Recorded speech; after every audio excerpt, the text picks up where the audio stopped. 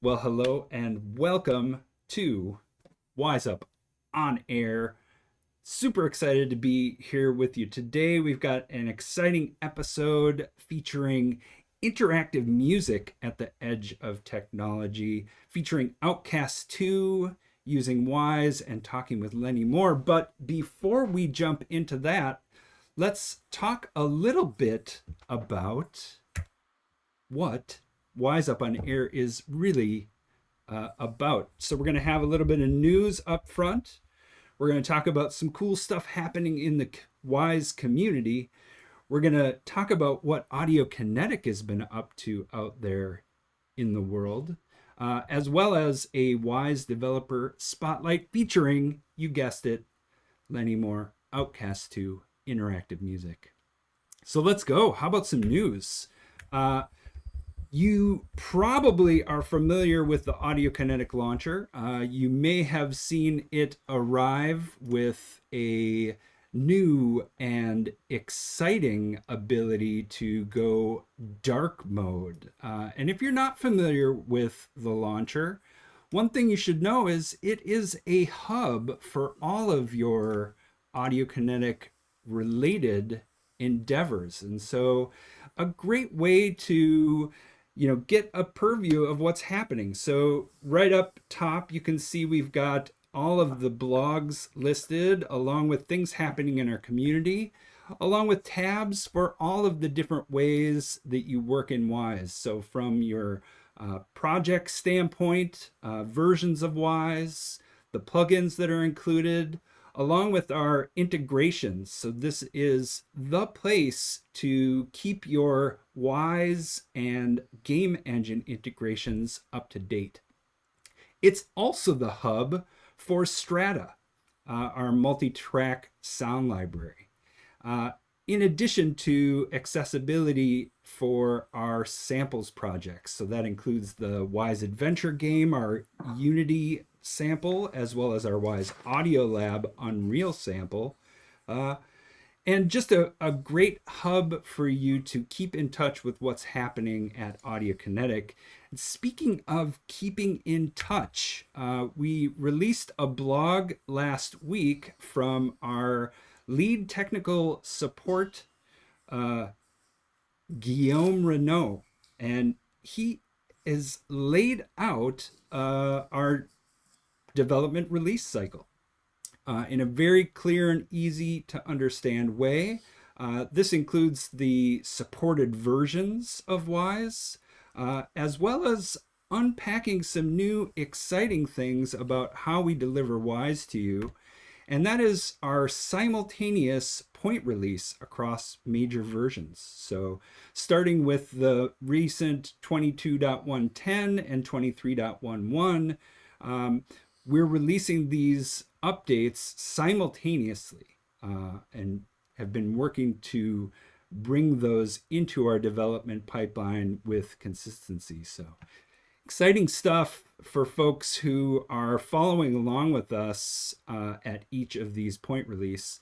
We also added a updated information about our Unreal Engine preview support. So if you are out there on the edge of development with Unreal, we're now being very clear about preview support when it's ready, and to what extent you can expect to use it as part of your development pipeline. And it is still not recommended to use a preview version in production, but for folks out there who are right there on the edge doing all the cool things with Unreal and what they're putting out there as part of these previews, Wise just wants to be right there with you in that development. Our YouTube channel got a huge pile of content uploaded recently from our Game Developers Conference 2024 Audiokinetic Community Theater. So all of the presentations that we gave on the floor there during the expo have been uploaded to our YouTube channel at Audiokinetic. And this includes some really cool deep dives into things like haptics in Spider-Man, It Takes Two music, Baldur's Gate 3 mixing. We've got acoustics in Avatar, Frontiers of Pandora, and a really wild indie perspective coming from the team at Somerville. So really cool stuff for you to dig into. It's all landed, and I hope you can find your way to it and learn more about what folks were talking about at GDC this year using Wwise. Speaking of, let's talk about Strata. So Strata is our multi-track sound library, and we recently released the Heavy Weapons Medieval Collection. So dig into the collection trailer and Strata Collections review. Chase Steele goes hands-on in the Reaper project, as well as giving you some examples of this new collection. Always does a fantastic job giving a highlight of these collections. Chase and I have done a ton of deep dive hands-on walkthroughs here as part of Wwise Up on Air. So dig back into those for some even deeper dives into past collections. And if you haven't already, grab those free Strata samples. These are selected sub-projects from the collections. They are full multi-track projects. They include both the individual sounds rendered as well as the exposed multi-track for them. You know, these are designed effects using the Enrage plugin. If you had a chance to check in with us, backstage with Enrage last month with the fellows from Boom, you know that Enrage has a ton of DSP and sound design potential. Dig back in for another look and listen to that. That brings me to our Wwise community. There's just a ton of folks out there who are doing cool things with Wwise. We'd like to feature some of them here as part of the Wwise Up on Air. So please check out some of the work from Joshua Lyons, who went in depth on using Wwise external sources with the Unreal Engine. This is a way to bring rendered media directly through the Wwise pipeline, working at runtime, so you can make different decisions about how sounds are played back. And he takes us through each of those steps. As well as a really cool distance modeling of explosions and shock waves using Wwise and Unreal from James Reeve. Again, this is, breaking a lot of people's brains to think about the way that sound travels through, space across distances, right? This idea of a time delay from when you see an explosion to when you hear it, trying to mirror or mimic in real life that phenomenon of speed of sound. And James has done a really great job of building a system that dynamically interacts, that makes it, really compelling to try to bring that kind of believability and realism in certain scenarios. So great deep dives there. Thanks to folks for jumping in. Another thing in the last weeks is MetaGrid Pro has come out with a control surface integration for Wwise. So this is a iPad interface for working within Wwise. So if you're a MetaGrid Pro subscriber, this is available out there through their forums. Jump in. They continue looking for additional feedback. So if this is something you're using, the Wwise integration could be a great way for you to get additional controls of your Wwise project while you're mixing, while you're authoring. I think we all need more buttons and knobs to help connect us with the creation process as creators. So it's great to see them moving in the direction to support Wwise control surface integration, which also throws me back to Aaron Brown, who put together this great Wwise and TouchOSC overview. We got a link to it in the chat here for you to dig into. And he's got an entire template up on his GitHub repo that you can jump into and get started with TouchOSC and Wwise and a control surface integration. Thanks again to Aaron Brown. So meanwhile, Audiokinetic out in the community. We have the AirWiggles AirCon conference coming up soon. You want to get ready for that. This is one of the largest online, free and accessible conferences focused on audio and interactive audio, put on by the folks at AirWiggles. Get it? Sound in space, wiggling. Yeah, that's pretty cool. And meanwhile, I'll be doing a Wwise Up Q&A hosted by Helen Lynch. The two of us will be going through questions that will come in through AirWiggles. So if you do have questions about Wwise that you've been hoping to ask, jump over to AirWiggles and respond to the call for questions.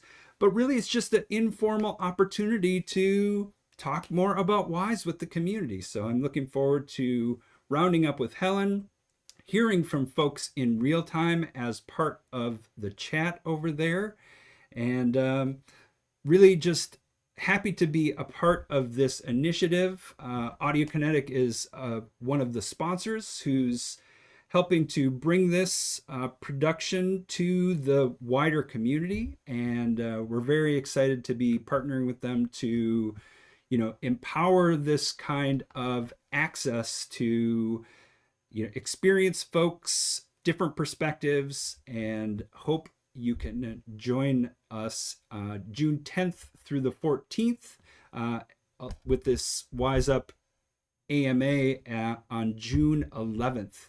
So drop by for that. And we've been here.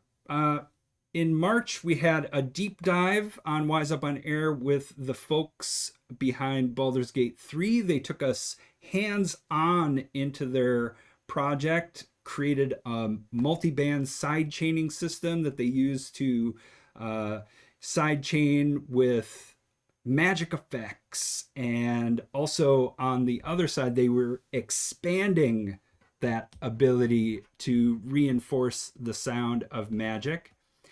And if all of this sounds a little bit wild and out there, we also hosted a Getting Started with Game Audio using Wwise. So if you're new to interactive audio, this would be a great place to start and, bring yourself slowly into this world of game audio. We dig into some fundamental concepts. We talk about some resources and, give people a place to start as they're beginning their journey. And what a journey it is. Again, thank you for being here today at Wwise Up on Air.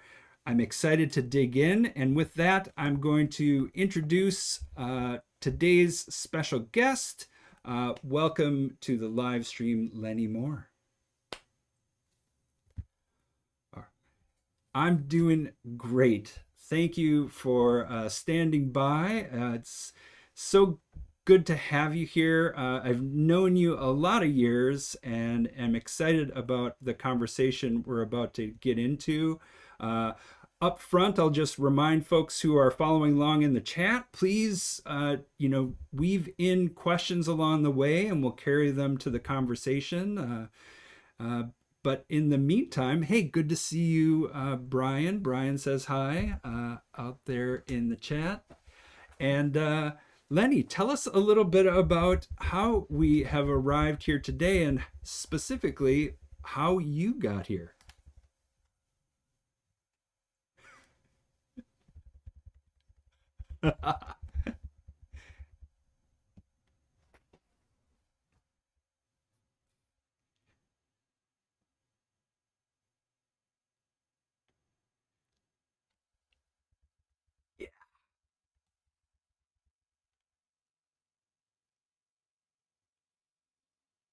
those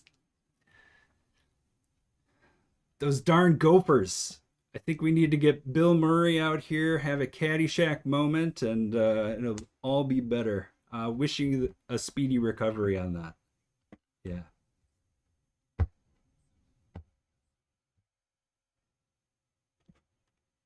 Nerd, I suppose, is a good way to start.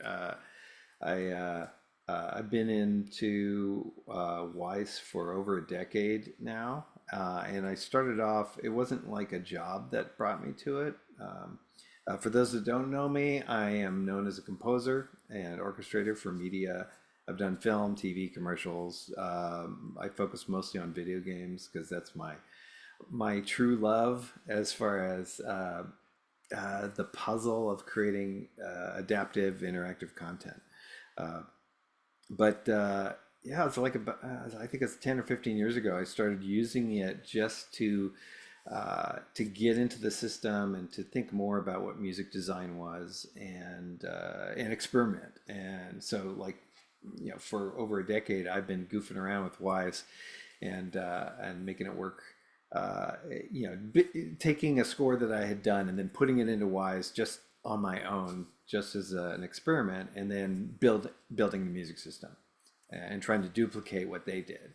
Yeah, well, and as that depth of experience as a composer, like, and we're going to talk about this, but like Sure. being able to express yourself, bringing expression into this interactive world of dynamic composition. Right. This piece, it takes skill, it takes investigation, and so that's at the heart of your path to this Yeah. moment, I think. I would agree with that. Yeah.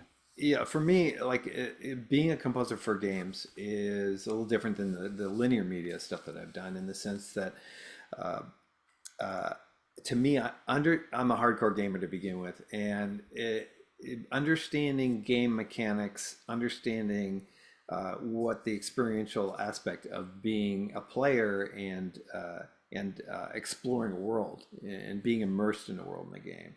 All that stuff's super informative on the compositional side. Yeah, you can't. It's hard, I think, to just be a composer that just does linear music and work with the team. There's some teams out there, Sony PlayStation is one of them, where they have a whole team of people that are like, "We'll take care of it. Don't worry about it." And but I do think it's helpful as composers to at least try to learn as much as you can about how game mechanics work, and then try to creatively think of ways that you can utilize music or basically break music into a billion pieces and still make it sound like music. Yeah. Well, and there's a lot you can learn from this side of the screen as a player, like you're saying, investigating titles that are doing interesting things with dynamic music, right? It's listening for those transitions. It's, understanding the moment to moment and how your composition could help to support what's happening in the game. You're really selling the, you know, the technical music side of things.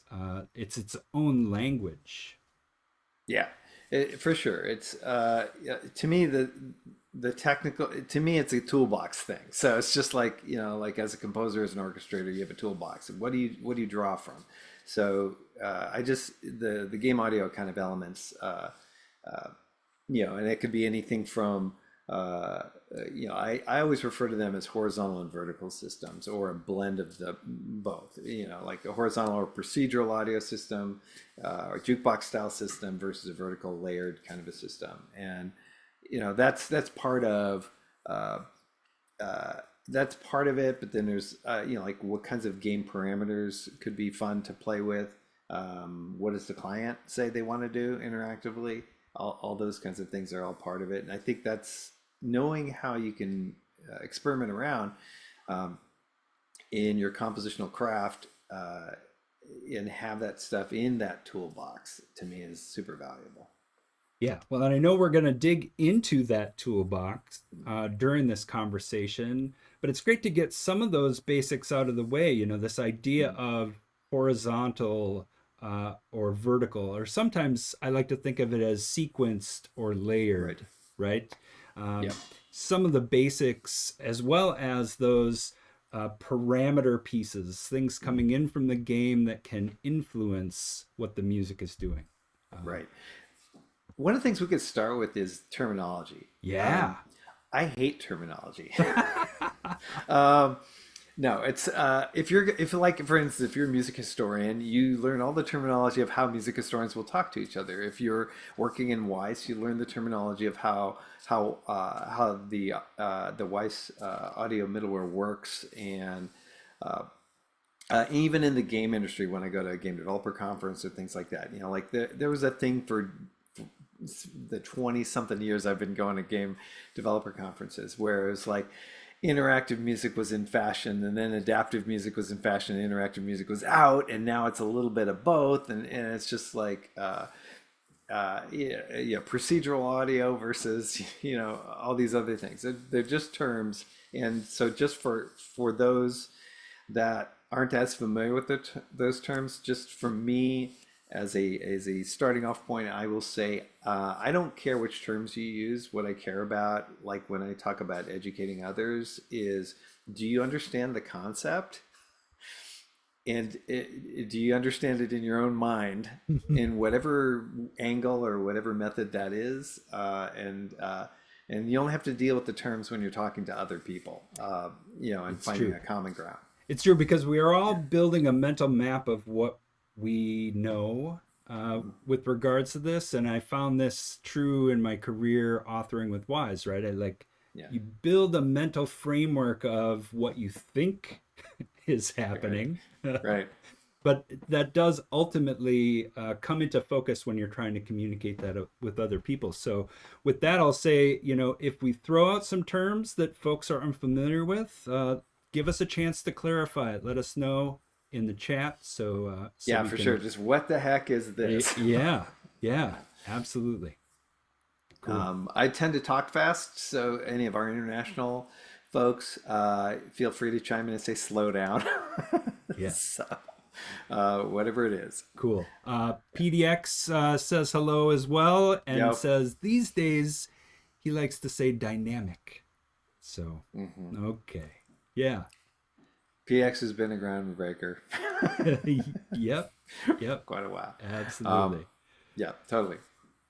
Cool. All right. Well, I know that we're going to dig into Outcast 2, Yeah, but I should clarify this. It was called Outcast 2, and then they changed it somewhere along the way to Outcast: A New Beginning, which is the ship title. okay. So I just need to make sure everybody's aware. It's like if we flip back and forth, and I had this, just as an aside, I had this really fun interview with Emily, our friend Emily Reese, Yes. and she mentioned something calling it Outcast again. and, and I love that. Yeah. I don't know if the game publisher will like it as much, but we'll shout out to THQ Nordic anyway. But Outcast: A New Beginning is the name of the game if you're trying to look for it on Steam and it's not showing up as Outcast 2. And paint me a But yeah, picture of that game. What was it? sure. What's it about? What's the gameplay? And what was the developer trying to do moving forward from the original?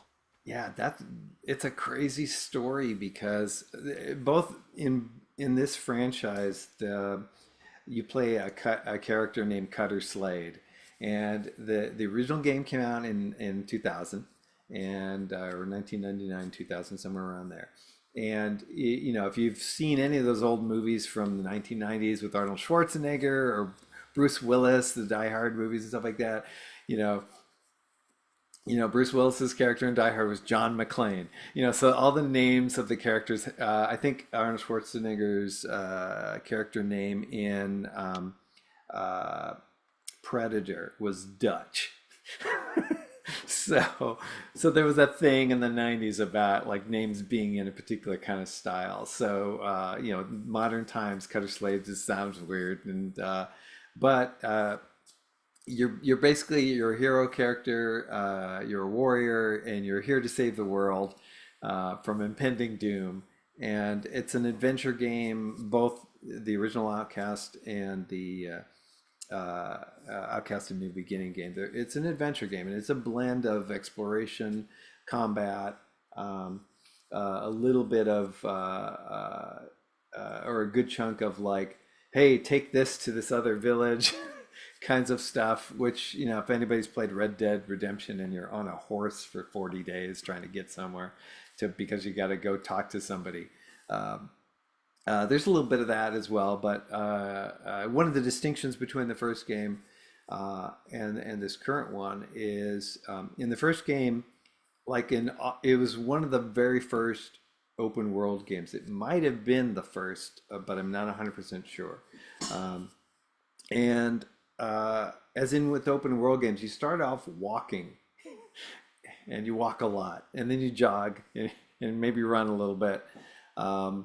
And in the first game, there was a mount called a Twanha that you could ride, and you can move a little faster through the game. In the current game, this is in the advertisements and stuff like that. In the current game, you have jetpack, and one of my favorite game mechanics of the jetpack, and it also brings into the music design thing, this game mechanic. The jetpack allows you get it pretty early in the training level and in the introductory level, the tutorial part. And you can basically mod it and bump it up and all that kind of stuff. So you can go more height, but you can also go faster. And so you end up moving through the world a lot faster, a lot sooner, which as a gamer, that's super enjoyable. Yeah. Because you can get stuff done, which is what you're trying to do. You're not sitting there like, especially if you have limited time, if you got a family and kids, and you just have about 20 minutes to game for a little bit every night, and you have to walk. It's like, okay, I spent 20. Yeah. I'm walking 20 minutes, and now I got to read a story to my kids and tuck them into bed, and it's brutal. So the idea of the jetpack is just a really fun mechanic, and there's also a flying squirrel kind of component with the jetpack. Fun. If you get enough height, you can just glide, like a flying squirrel, which is really fun. So between the two games, you're still saving the world. It's still the same universe of the world of Adelpha.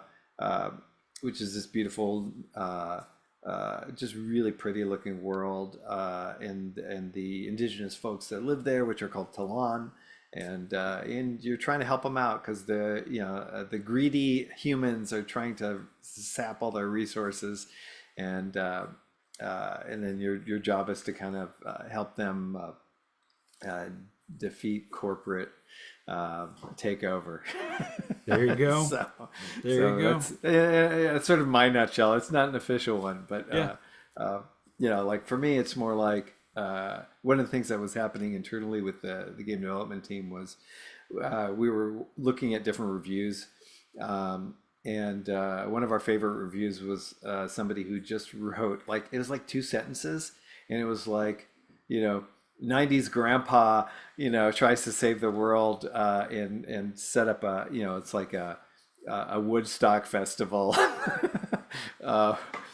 for the indigenous folks and stuff like that. It was just it was like a 2-sentence thing that just sort of like where the developers were like, that person gets it.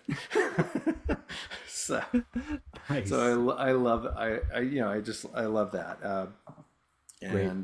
So that's sort of in a nutshell what Outcast A New Beginning is all about. Well, and I know you touched on the jetpack, and I can't wait to hear how that influenced or arrived with the music implementation.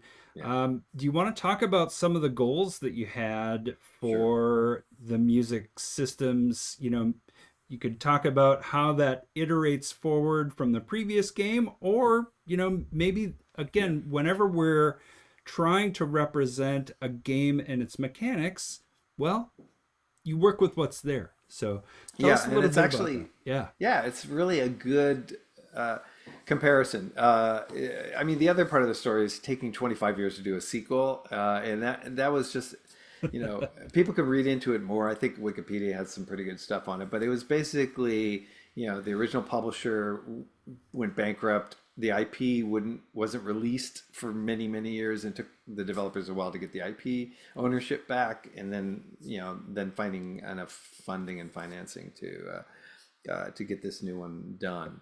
But going back to the original in the music system, originally they said they wanted about an hour's worth of music. It's live orchestra, choir, few soloists, and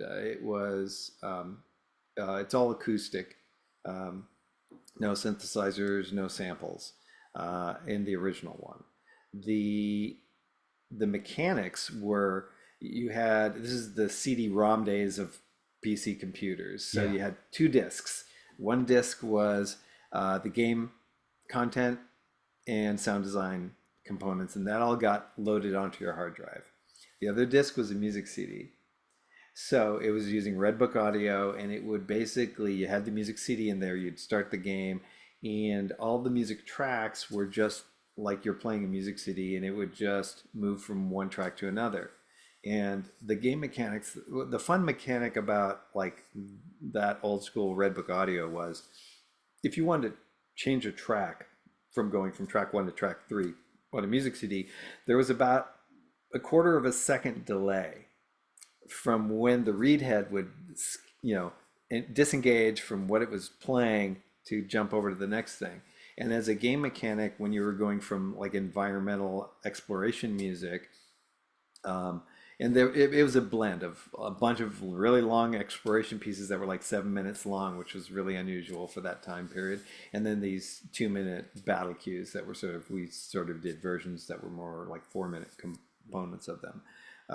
But if you're going from exploration to battle, you had that quarter second gap. So they did this really clever mechanic, which was, there was a sound design element, which was the female computer voice in your head going, warning, enemies approaching, kind of a thing. And it was just long enough to be able to smoothly, move from, fading out the exploration material, moving the read head, kicking in the combat.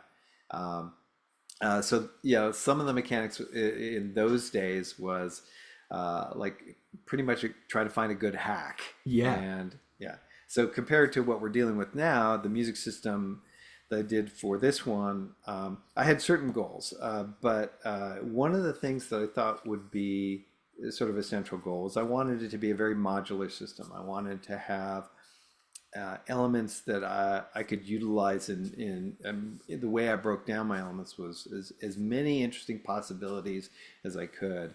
Because as a player, one of the things I really hate is when the music is too recognizably repetitious, which has been the bane of our existence as game audio folks. And there's times when repetition can be, like feel really good for the player. But to me, that's a judgment that you make as a developer. Is you're trying to think about, how does it feel? Does it feel satisfying for the player, or does it feel like, we heard that before?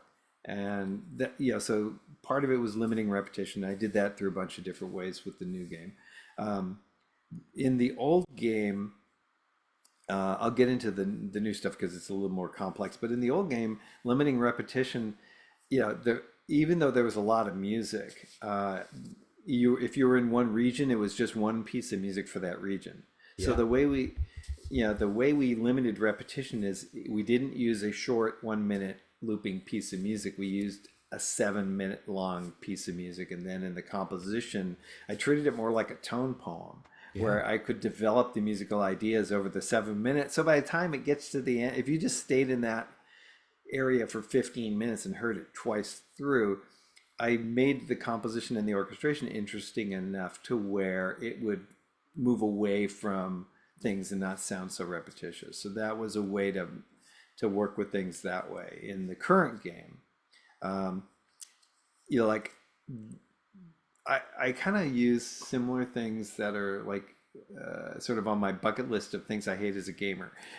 So stuff like if I have to go into a village and I'm going in there a lot, I don't want to hear the same piece of music every time. I don't want to hear the beginning of the same piece. If I'm only going to the village for 30 seconds and then jumping out to go do something else, I don't want to hear that same thing. So one of the things I did was a horizontal solution, which was to break a lot of the villages in Outcast: A New Beginning are 5 minutes of written music. And I would break that 5 minutes into three chunks, like an A, B, and a C chunk. And I would compose similar material but develop it the same way I would do that tone poem kind of a thing. I would develop it in lots of different ways, but in Wwise, what I do is when you go into that village, it rolls the dice and picks A, B, or C. So you're not necessarily hearing the beginning of the same piece of music. So on the horizontal end, it's broken in three pieces. I also have, for those that are familiar with the, trying to remember, it's called a cue.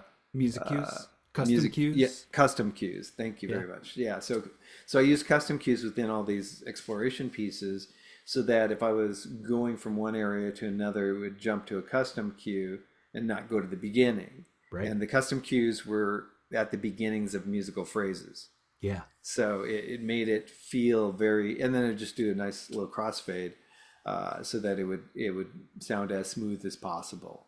And that was another way to kind of limit repetition. Right. So in these village, yeah. in the village example, then it's like Yeah. you roll up to it the first time, you Right. have an A, B, or C variation. It Right. will jump to a custom cue. Should we take a look at it in the Wwise project? That's exactly what I'm doing. So All right. let's pick a village here. So Great. if I pick a Maya here, if I look at the playlist, so my playlists are not what I would think would be the usual playlist. So Damon, you'll have to fill me in on what you're used to seeing. But basically there's two steps. The first step is in this case, I've got three segments, an A, B, and a C. I've got a transition. When you first enter it, there's a transition that's unique to go into each segment. That's this first part. Mm-hmm. And it'll pick either this step and go to transition A to start with, or transition B to start with, or transition C. Perfect. After it does each of those, it goes to a sub step, which is rolls the dice and plays either B or C after playing A. Yep. Right. And then after that, it goes to the next step, which is it rolls the dice and just goes whatever, A, B, or C. Cool. And then it'll loop down there infinitely until you leave the village. Perfect. So, if it's something like if I was just to play a quick example, it's going to load up. So transition to C, and then it plays the C piece.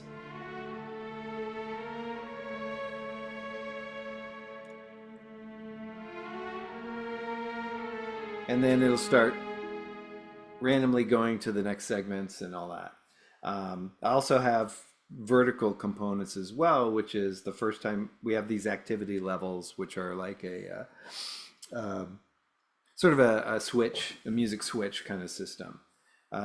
So there's the first activity level would be when you first enter a village, and then after that it starts adding in more elements.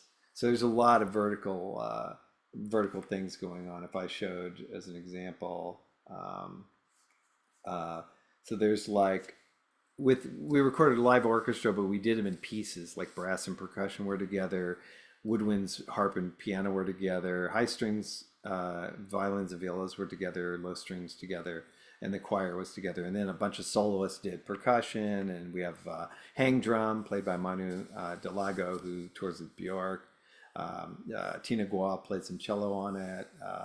There's a lot of soloists that were involved on this, and so the vertical things are even nuttier. But we have things based on activity levels where it won't play the first couple of activity levels on this particular tabla sound, but then when we get to the higher activity levels, then you start hearing percussion come in. Great. Like that. And just to unpack that for a second, so we're looking at a switch track. Yes. The top switch track has 4 segments. Yes. Each of those representing a different engagement level. Yes. The bottom of the four is like low engagement. Right. The second one up is maybe a mid to low. But then as that engagement it gets more and more intense, you're bringing in additional instrumentation. Yeah, and yeah, and more specifically versus like like some people like when you do this with combat music all the time, low intensity, medium intensity, high intensity. But in a village, there's not a lot of intensity. You're just talking to people and doing errands and things like that. So the activity level more represents. Activity one means you're just entering the village for the first time, and then after that, it'll go to the next level the next time you enter. So it keeps track of how often you're in the village. And then at a certain point, it just brings everything in. And that makes it, like if you stayed in the village, that's another thing about the playlist container that I want to point out if I go back to it here. So notice that my music segments here are all activity related segments, right? But Great. when we get down to the bottom loop, I have instead of activity level, I just have randomizers on it.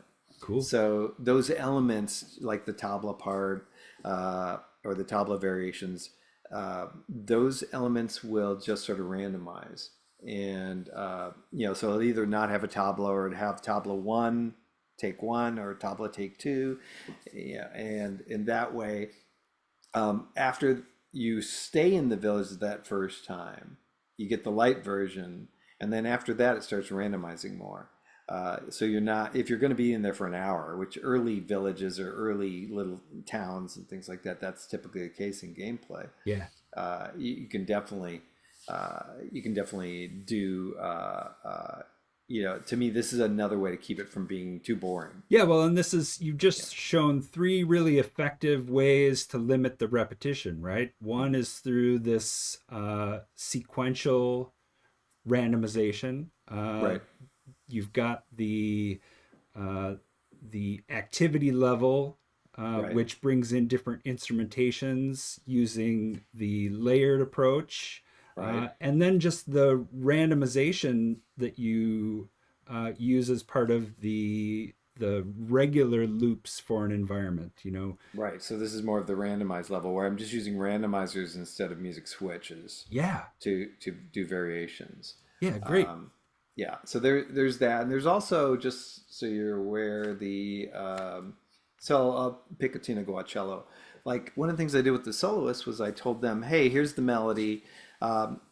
Give me at least 3 or 4 variations of that melody where they could play it. They could play it a little straighter the first time and give me Yep. their best take of that. But they give me a bunch of other takes that they like, where they can improvise a little more. And so every time it gets to this section right here on this cue, Yep. where Tina comes in and plays, there's like 5. She did like 5 variations on this Nice. one particular melody, and that creates. And I did that with all my soloists as far as the melody kind of components. They would do multiple variations, and then I could that so that even sequentially, you're going to hear a different cello melody.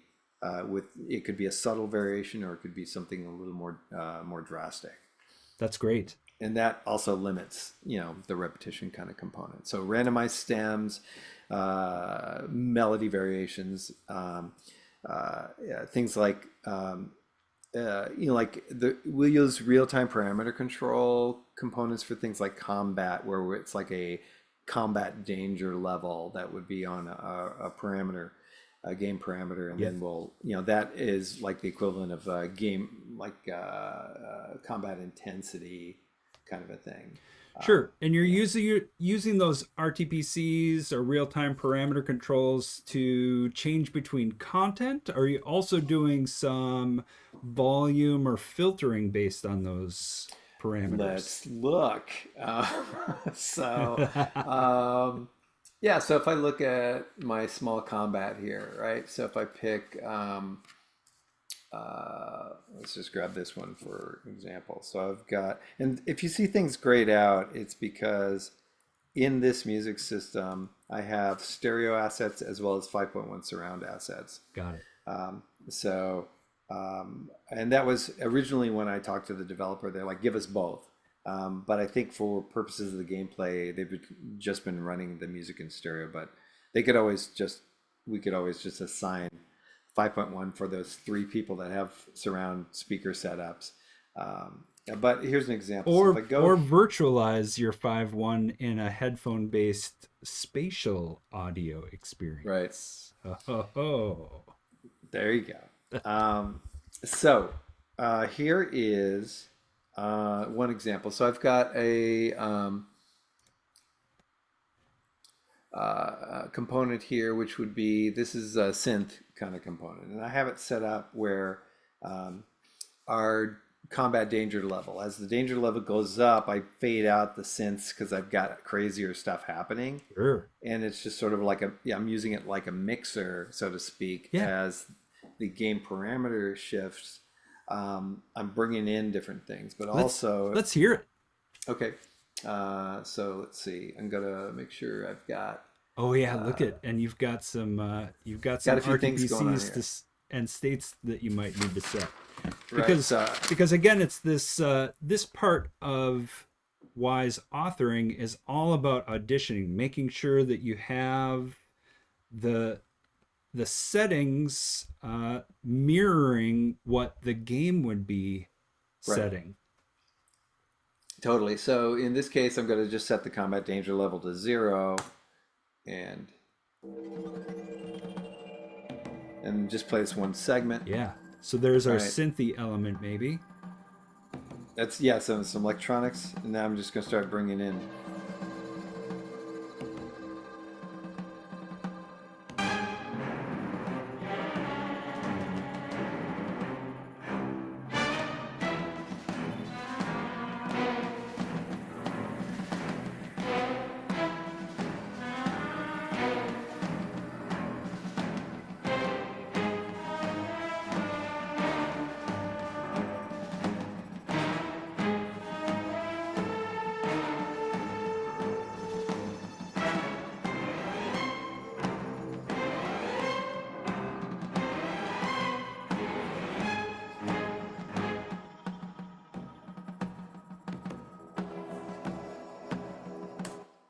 Right. So Nice. got all sorts of crazy stuff there, and I think this is the small military base is like the lighter version.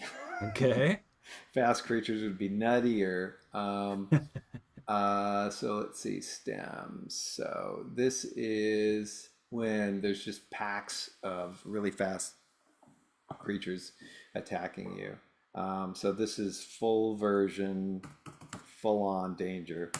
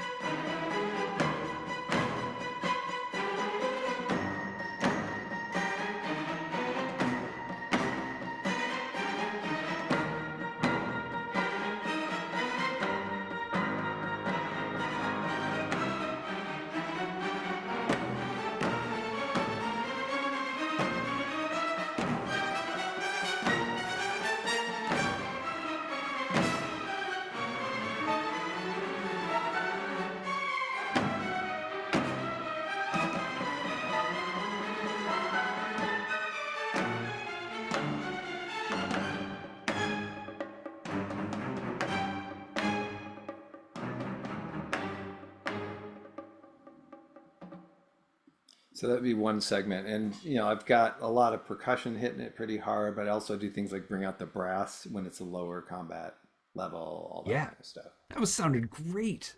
It's Nice. pretty fun. Nice. You get to hear me go Stravinsky. Yeah. And when you're moving that parameter bar up in the graph, Yeah, tell us that's the about how that was changing things down Yeah, in so the tracks. sure. Yeah, it's as an example, it's like this is the brass, the orchestral brass and percussion. So basically, parameters 0 to 100. 100 being the most dangerous. Yeah. And so pretty much anything below 50s, the brass drops out. Great. Solo percussion um, is stays on. The high percussion stays on the whole time. Yep. The low percussion uh, is similar to the brass. Mm-hmm. And that would be the big taikos and things like that. Yep. And we had a crazy MB Gordy did my percussion solo stuff, and we had 3 taiko drums, left, center, right, plus 2 jun drums, also in the surround kind of thing. So you're just surrounded by big drums, and then the medium drums, which would be like toms and things like that. That's on a different. The medium drums come in like between 20 and 30. Strings are all the time. Woodwinds, piano, and harp are also similar to those medium drums. So I have a couple elements that are kind of getting added in as the intensity goes from lowest intensity. Then you bring in woodwinds and the medium drums with the high drums, and then then you bring in the brass and the heavy drums. So that's one way to kind of break things apart. It's really salt to taste for composers. Yeah. Um, Yeah. And now to get at all of these different components, all these different pieces that you're right. stitching together interactively and dynamically, like, do you have a different approach either compositionally or on the recording stage? Like, Yeah. what's that look like? Okay, it looks like there's a couple components to this. One is that I'll bring this up just a little bit. One, on the composing side, you have to, if you know you're going to do this, you want as much, especially with live musicians, you want as much control as possible or flexibility, because part of this was this particular project we recorded right at the peak of COVID. So there weren't a lot of orchestras available, but we found a few out in the world, and the publisher decided that they wanted to go with Sofia, Bulgaria. And they had, they could fit a smaller number of musicians. It was a pretty good medium-sized room, so they could fit maybe 30 or 40 musicians, but they made it smaller. And violin players are wearing masks and things like that. So it was one of those things where we could record high violins, violas, violin 1 and 2 together, and then the cellos and basses would be separate. So that separation is one element. The other element is in the orchestration. So I really have to think about, every one of these stems has to have something happening in order for a parameter system to work. You have to have something in the audio track. You can't just leave it blank for 16 bars on a combat intensity track, because then the player is not going to feel any sort of shift in the intensity level because there's no audio there at all. So it's a rookie error to not, in the orchestration side, is to not have something. That doesn't mean, and I'll actually play this this segment again, but I'm just going to solo the woodwinds. Cool. And let's see, I'm going to make, I'll make my danger level 100, so it's for sure going to play. And so I just have piano in the beginning of this track with a little bit of, so a little harp.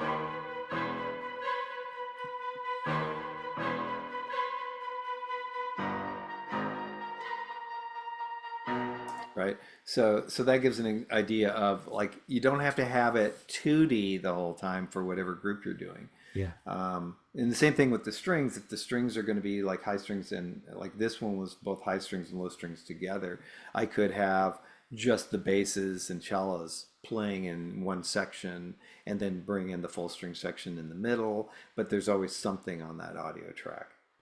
And that's the other component. I'm trying to remember, Damien, was there another element that you were asking about? And because it's stemmed out like that, and when we say stems, what we mean is like recorded individually or as part of a smaller group, not the entire performance itself.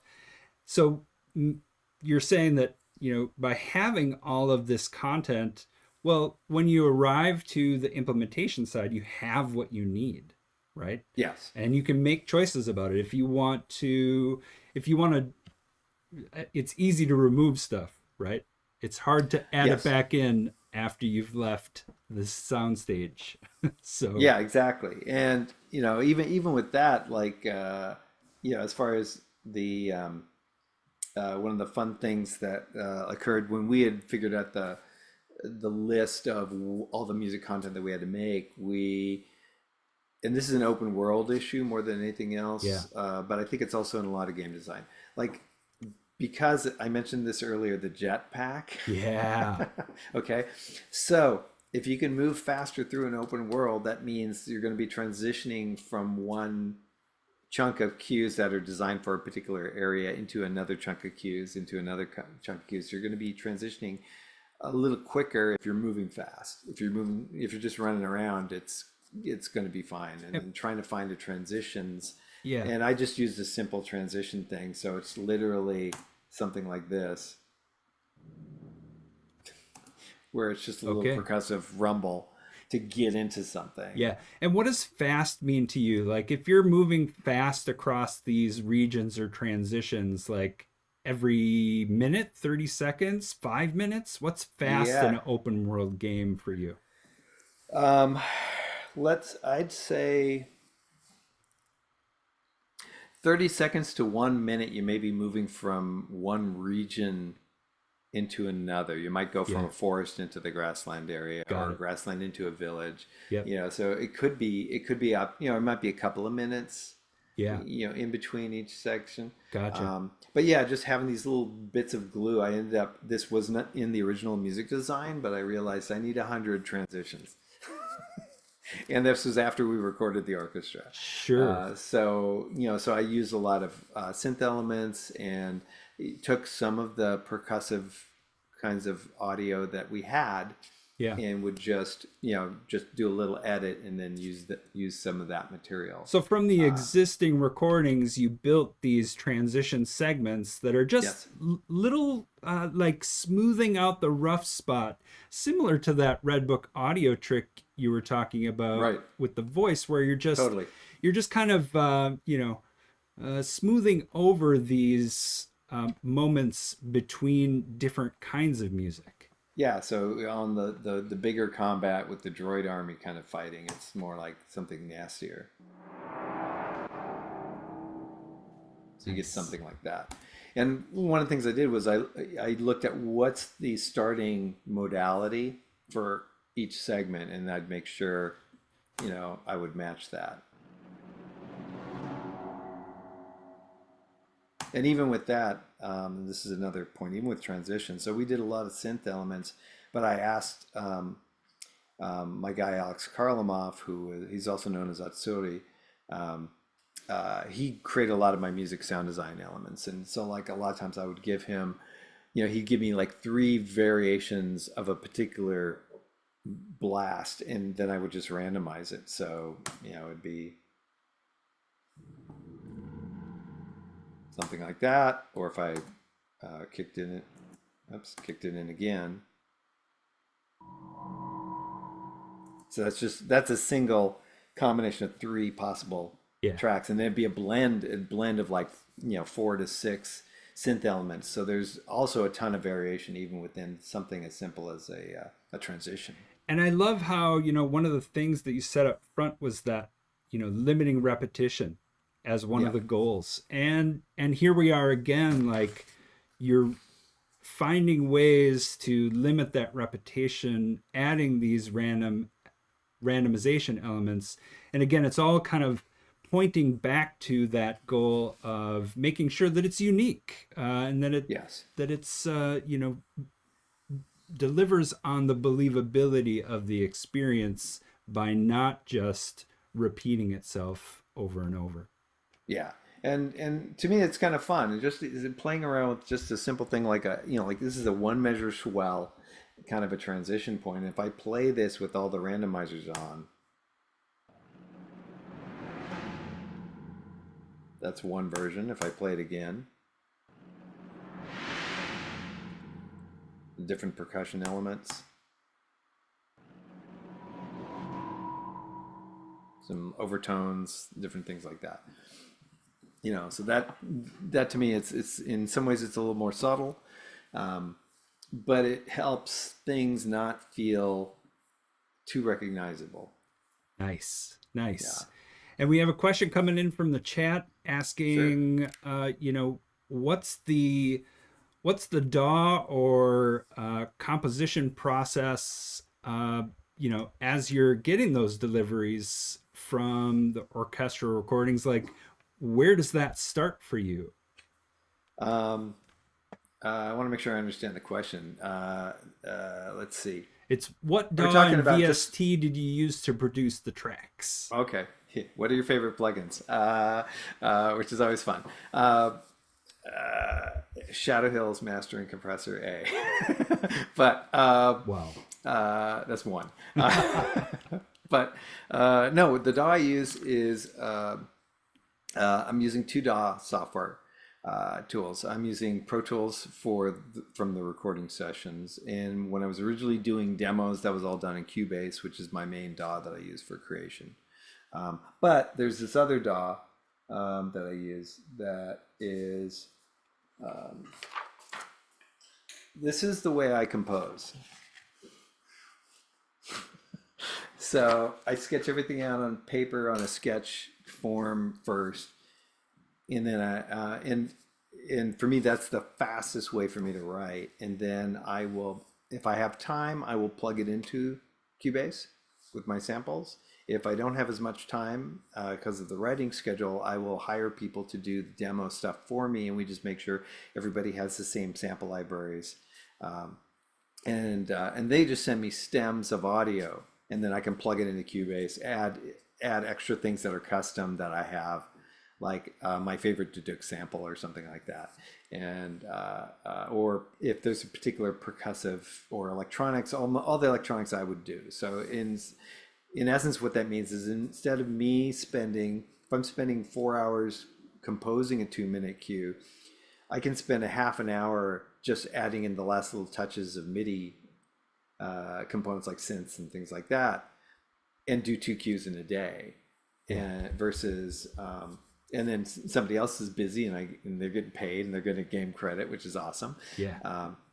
And yeah, so as far as the DAW for creation, Cubase, and the pencil and paper, and for the recording sessions, because it's really typical, everybody uses Pro Tools in recording studios. Then I would just do my music stems from the demo, pop those into a Pro Tools session, set up a click track, do all that stuff. I'll send prepared Pro Tools sessions to the studio, and then they will use that to kind of do what they need to do. And the reason I do it is because sometimes I like using compound meters. Mm-hmm. I'll be like 4/4 for 3 bars and then a 3/4 bar or something like that, and or I'll do something crazy that's like in 7/8 or something. And uh, so when I do that, like click track generators, like in Pro Tools or any other thing, they start doing that constant eighth note thing where everything is the same loudness. And if you're trying to do 7/8, and if you subdivide it 2/3/2, tuck tuck tuck tuck tuck tuck, right?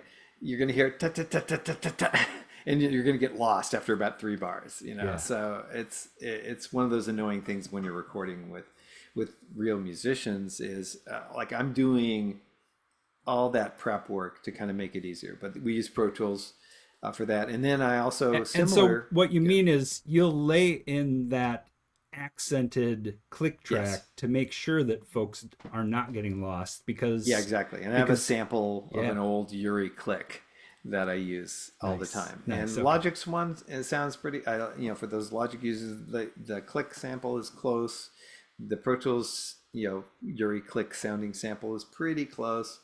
But there's something about the punch of the official UREI click that is like we're talking old school, like scoring for movies. What's a Yuri?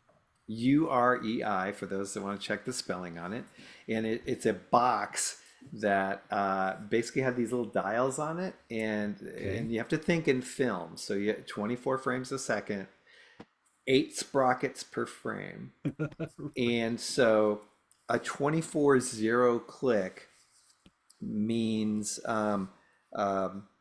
it's a 1 second click, so 60 beats a minute, and 120 would be a 12/0 click. Got it. And so if you wanted 133, it might be something weird like, uh, oh, I'd say 11 and 3 sprockets or something, something like that. So you would move these Wow. dials into Yeah. position, and it would only generate, it wouldn't generate a variable click at all. It was just a set tempo.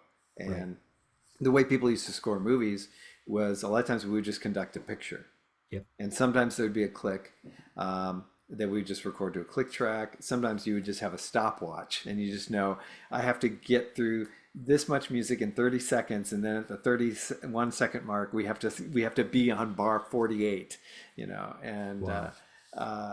so John Williams and Ennio Morricone, these were all people who conducted to picture, Yeah. and their tempo memory was amazing, and they could really, like, if they needed to move the orchestra a little faster to get to a particular hit point, all that kind of stuff. Yeah. That's what they would do in recording. So like these are just variations, but the UREI click sample is basically, it's one of those, it's a sample from one of those boxes that I'd a friend record for me a bunch of years ago, and I've just had it forever, It's great.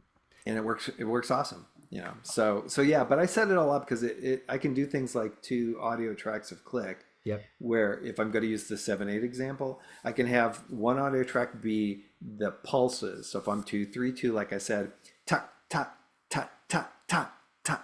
So that would be on one track, and then ta ta ta ta ta ta would be the offbeat kinds of things. That'd be a separate track, and I do that so that it's a great trick to do, because you can change the volume on that second track and make that for the player as comfortable as possible, so they can hear the constant eighth note, but Yep. the primary pulse is going to be louder, and then the other's just there if they need it. Yep. So it's tuck tuck tuck tuck tuck, kind of a thing. So that's just simple mixing, Loved it. Yeah. kind of a thing. Well, and it's So given, yeah, so given the yeah, performers what they yeah, need, right? You go from yeah. composition to the demo. Orchestration to Yep. demos and all that stuff. And Yeah, then you deliver that to the yeah, soundstage. They have a representation that they can A/B with, right. along with all of these tools to make sure that the recording of the performance goes smoothly. Everyone has what they need. Yeah. Yeah, and there's two components to that recording with pre-existing or pre-laid tracks. Yep. One is if you're going to replace everything, they just need to be in tune and have a click, right? Yeah. But if you have, and this is very common, if you're doing more of a hybrid kind of a score that has, like, no, you're not going to have any live percussionists. It's all going to be sample percussion, but you want the rest of the orchestra live. If you're doing something like that, they have to play synchronized to the grid of your tempo, and they can sometimes typically drift 30-40 milliseconds behind the click. So the only way you can do it in the recording session is you record them. If it sounded like they were generally playing together, just shift the whole audio track 30 milliseconds, advance it, and then listen to it back and make sure everything sounds synchronized. Yeah. Make sure you have coverage and you've done enough takes to kind of be able to nudge, or you're going to be spending a month or two editing and nudging things, which is a thing. And for those that haven't done a lot of recording with live musicians, like really thinking about your music production, get your music producer hat on, and think about, like, make sure you cover all your bases, make sure you've planned out ways to solve things that will just fall apart on the recording session. Yeah. If your click isn't together, or if somebody imported the MIDI the wrong way and those changing time signatures are not in the right place, Yeah. or the tempo is not in the right place, Mm-hmm. that you have to just not do that cue and fix it over lunch. Right. Right. In order to do things like that. But that's one of those kinds of things that I think is really important, is the planning part of it. Nice. Okay, well, so let's maybe draw a line. Okay. Okay. You've gotten what you needed from that orchestral session. There's a question here from the chat. So do you test the live update of the music then, Like, what's the process once you've received it? Do you test it in the game? Are you testing it in Wwise first? You know, what's the process once you get back your stems, once you get back that material from the soundstage? Yeah.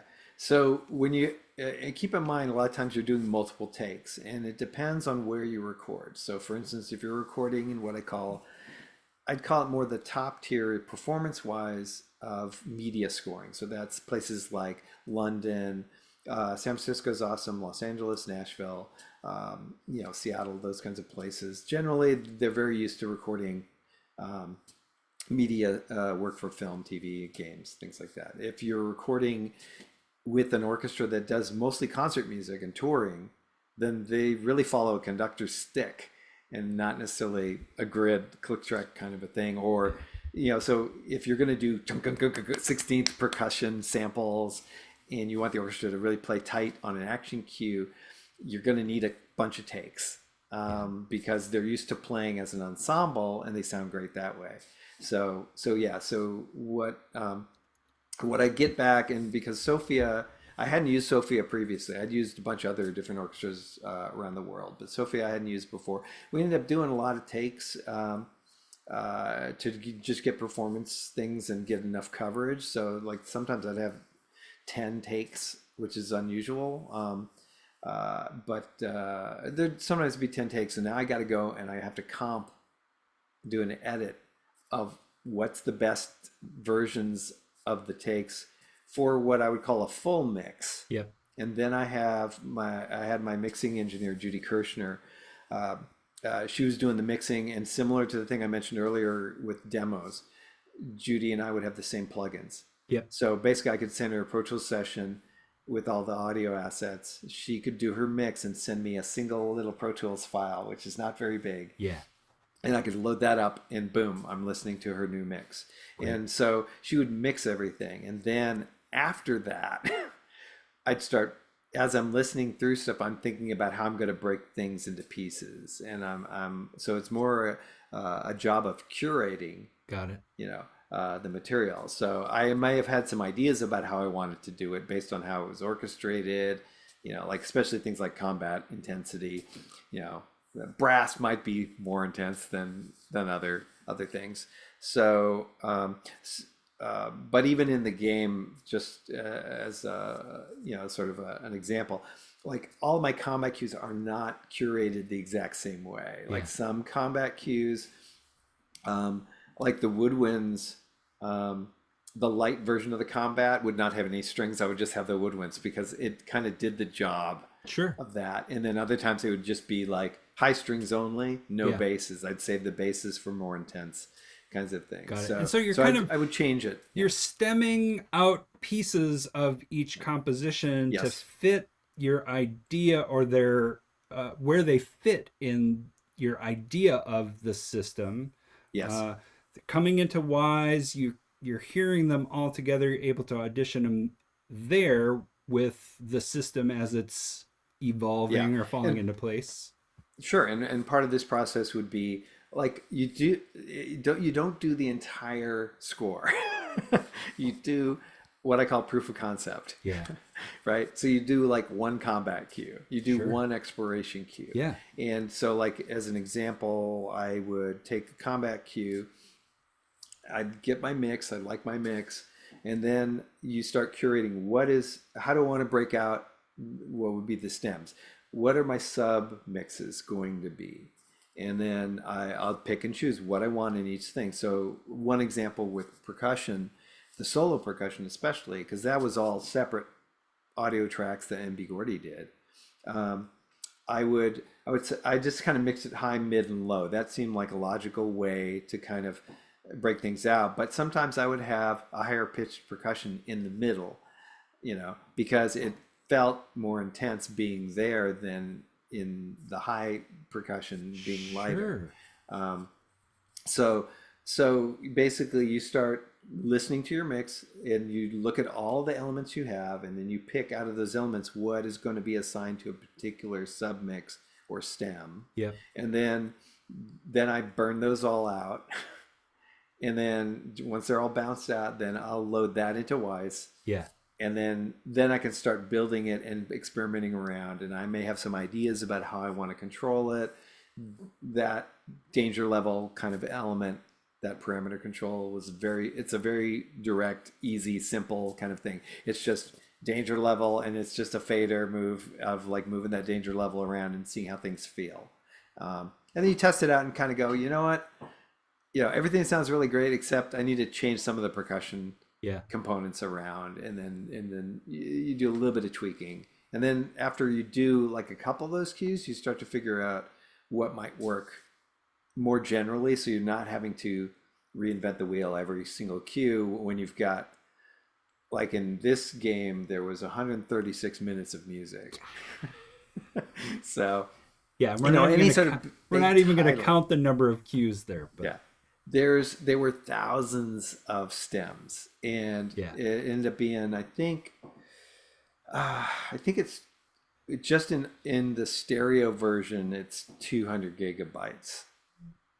So it's like 600 with the 5.1. It's something like 600 plus gigabytes of music. yeah. And one of the other music system goals that I'll just kind of Yeah. introduce here is I wanted to reduce the bulk on the game install, because as a gamer, I hate waiting for the game, right? Right. So, so we used compression schemes within Wise to be able to kind of knock it down, and it ended up being way more manageable on that end. And when you I say also did compression schemes, you yeah. mean just tuning the different stems at different compression levels. Yeah, so not even on that detailed a level. It would be generally the audio programmer at Demute and the team over there. They did most of the audio assets. I just did the music, but they would do sound design and all the dialogue Great. stuff, and also the audio implementation. I did all the implementation for the music end, but they did everything else as far as hooking everything up to the game engine Yeah. and making sure everything's happy. So they in conversations with them, they definitely talked about it's the optimization function with Wise, where you're optimizing things, and you can set up generalized Yep. things. Everything in the music system will be compressed at a particular compression scheme, Perfect. or they might do specific tweaks on individual things if there's something that will make the optimization either perform better Yep. or sound better. And that might be either something you hear where you need to make an adjustment because it sounds a certain way Yeah. that doesn't fit, or as you're saying, performance wise, maybe it needs to be preserved as a PCM sound file so that it doesn't cost any CPU to decode.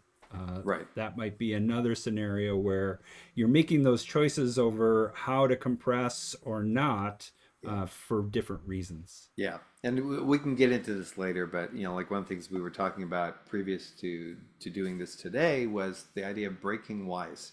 Yeah. And I've beta tested a lot of software for different companies, and I tend to be really good at breaking something because good. I basically act like a 4-year-old and just I bang on all the keys and see what happens, but like one of the things when we're talking about this optimization thing is this is a bulky system, as you all saw from when I'm showing you all these different vertical stems of things going on, where you've got like 4 cello melodies to choose from just for one melody moment in the music score in a particular moment.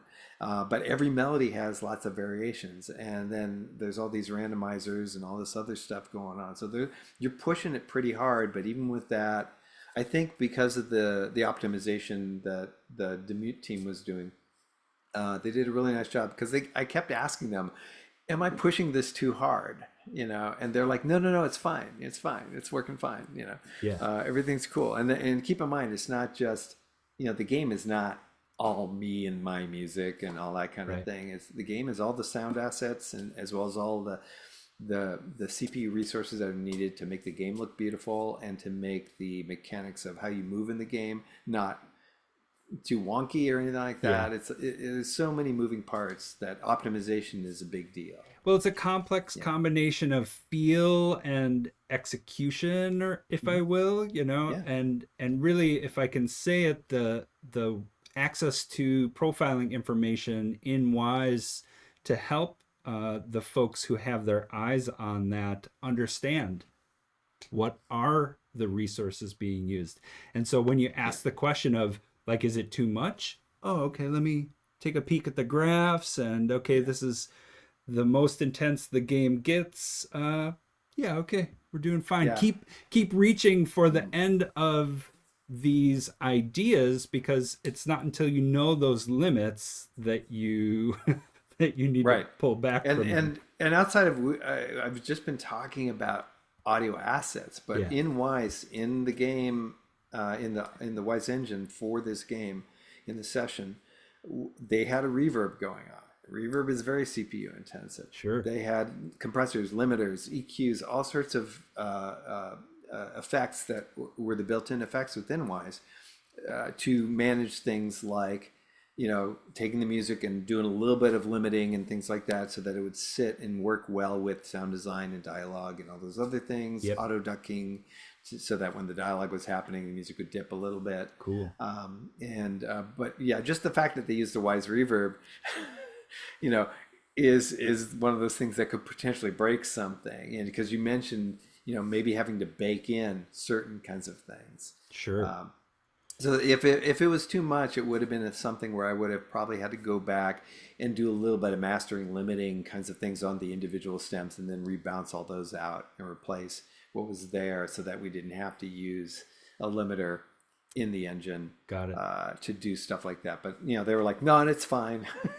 So that part was cool. The other thing that would reduce bulk in the game was for the cutscenes. All the cuts, since it's a modular system, I did a workflow where I was basically I would load in the cutscene video into Cubase, and I had a pool of all my music tracks, and then I would just kind of move, like try things out, or I had an idea of which track would work well dramatically, but Yep. they were like full mixes of everything. And then I would sort of write out a little map of what I needed to do, and then I'd go into Wise, take all the elements. So if I just need the high strings for the opening of one thing for a dramatic scene, and that's all that's needed, then I would just have that on my map, and then I'd just Yep. make a plan, like just high strings, or just basses, Yeah. and then or just woodwinds or something like that. And then I could go into Wise and build the segment, and then if you want to, as a thing, just to see what that looks like. Yeah. Drive us through it. Um, let's see, cinematics. So let's see if I pick a story. So 103B2 is looking too easy. Um, I want something more complicated.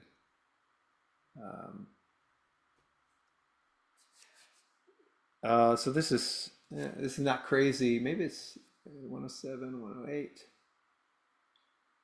Yeah, 108. Right. So here's an example of the timeline for a cutscene where I'm using a full mix for the beginning from a particular thing, and then I've added a bunch of transitional material um, uh, here to go into this part down here, Yep. which is just the high strings um, and woodwinds and low strings.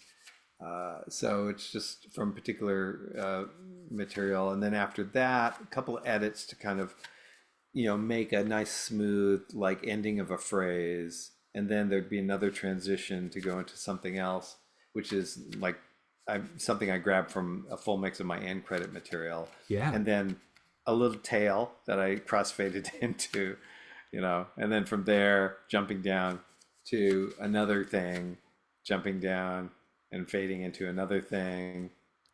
So like if I play the whole track, it's it's just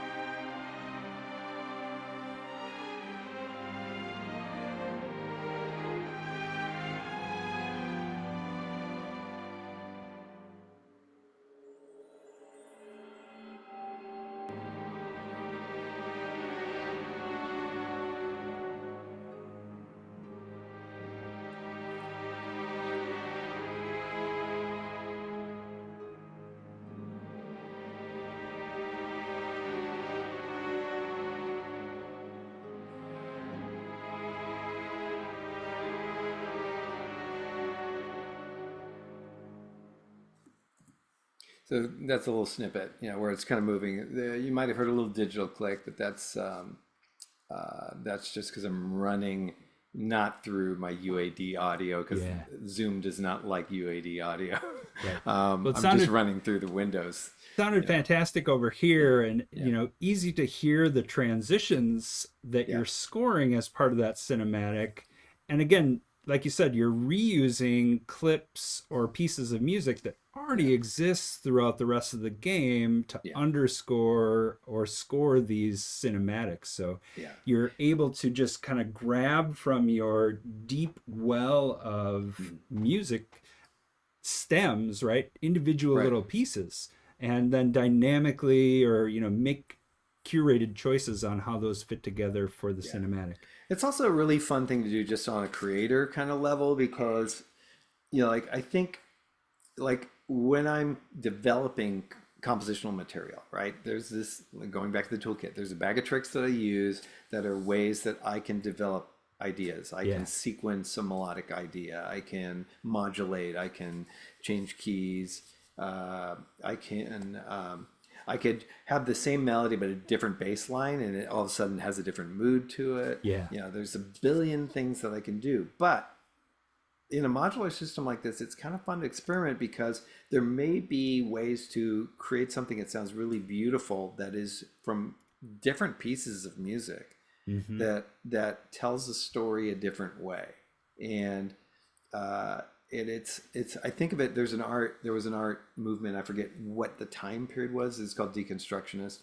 um, but that's really what you're doing, is you're being deconstructionist. You've made the material a particular way, you break it into a billion pieces, and then you start moving pieces around and rebuilding them.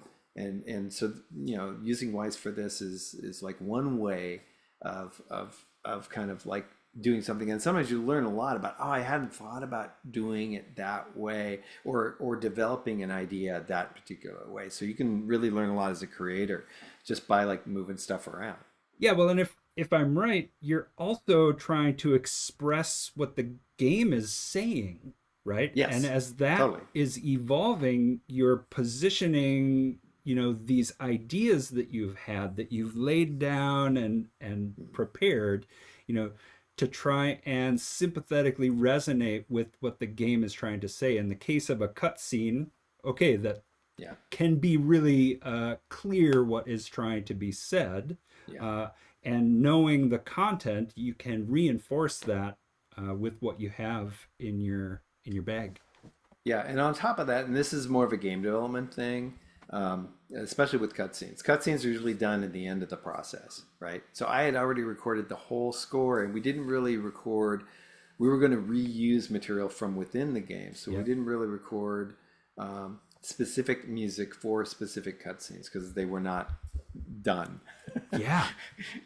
And on top of that, sometimes it's really common in game development to go, yeah, the story needs some finesse, so we're gonna let's change the story around, let's do a different cutscene for this moment that tells a different component. And one of the interesting things about that was there's three central themes in Outcast: A New Beginning. One is my main title theme, that is the one from the first game. It's my adventure theme. And then the second one is what I call the Earth to Delta theme, which is this very lovely, piece of music. And then the final theme is my villain droid army theme.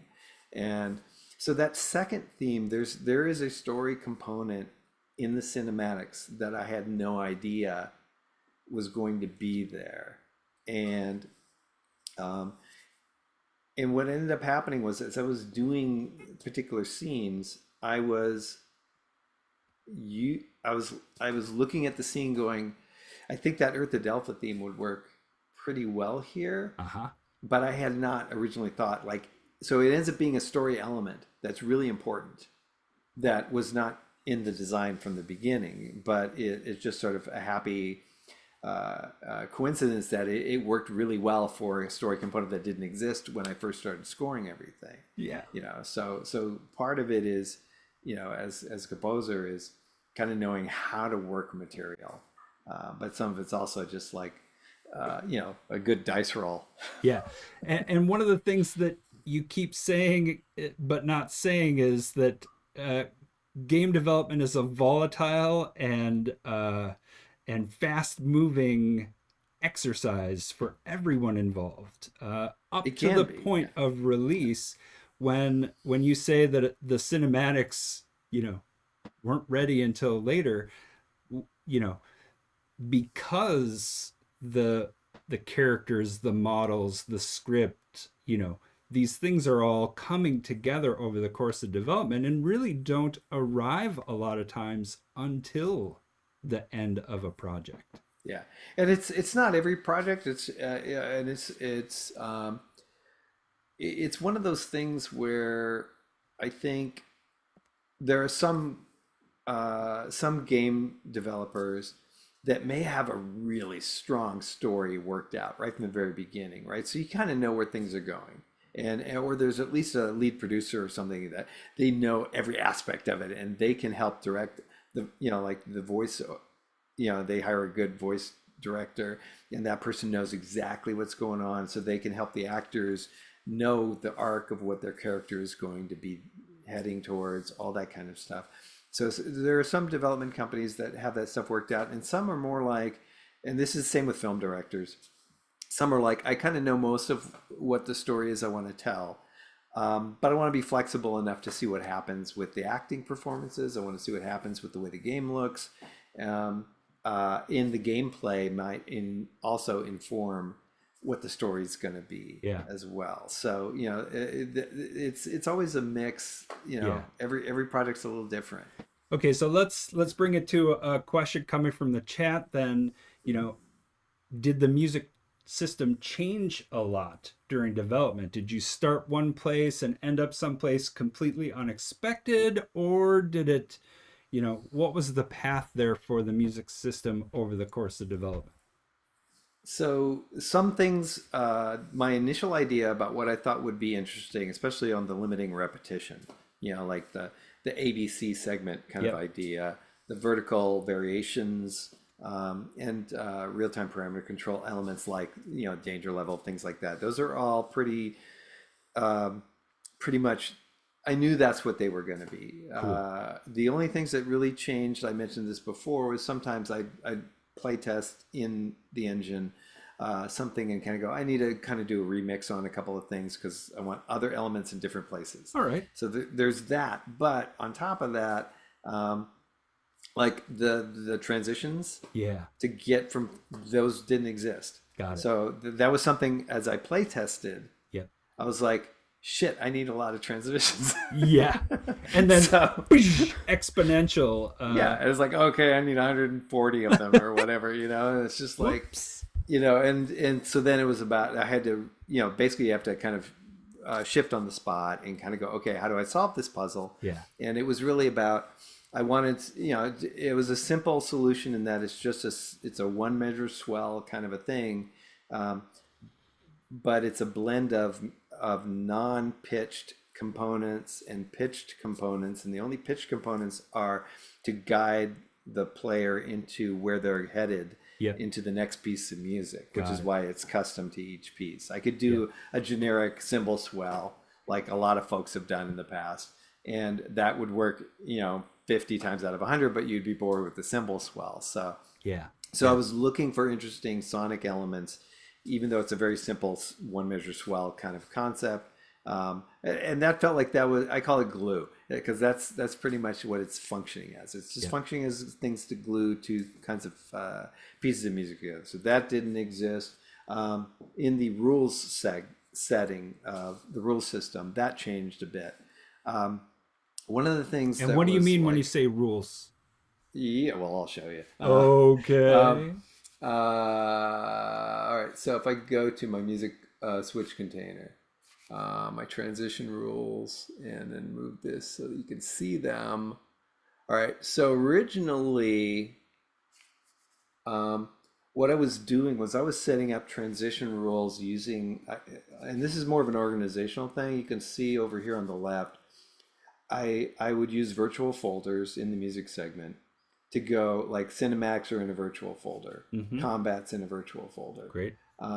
And so originally the way we set up rules was I used those folders. And then I would say if we're going from exploration into combat virtual folders, Yep. I'd set up a crossfading rule. But there was something that was going on as we were in development where it wasn't quite functioning as well. And I think it was a combination, and it had mostly to do with the cinematics. I don't think it was necessarily this, but I ended up changing the whole system so that if I'm going area to combat here, I've got a transition going from any area piece of music to specific combat, and then custom fade times Cool. depending on where it's going. Yep. So this is just more of an organizational folder within the rule system. But the other thing that was like a folder thing was in the event-oriented thing, I have folders for all the cutscenes. And I Sure. think hooking to the game, there was an issue where the audio team at Demood was like, we're having trouble with the folder here. I think they ended up doing a hack and solving it that way. But there was something with the Unreal Engine and just getting everything Okay. working. Yep. That was sort of a thing. But, transition rules, I have stuff like, different kinds of fade times, different kinds of rules. I'll show you if I'm going area into a village, it's set to exit the source material. So if I'm going from the grassland into the village of Emea, on the next bar, it's going to shift over and it's going to go to the start of the playlist on the entry queue. And then there's a little crossfade between the two. And that playlist has that transition element as the first thing it plays. Got it. And it's all timed so that that transition happens before the next bar. So it as soon as you trigger it, it's going to like bring that in. So that's going from an area to a village. If I'm going village to area,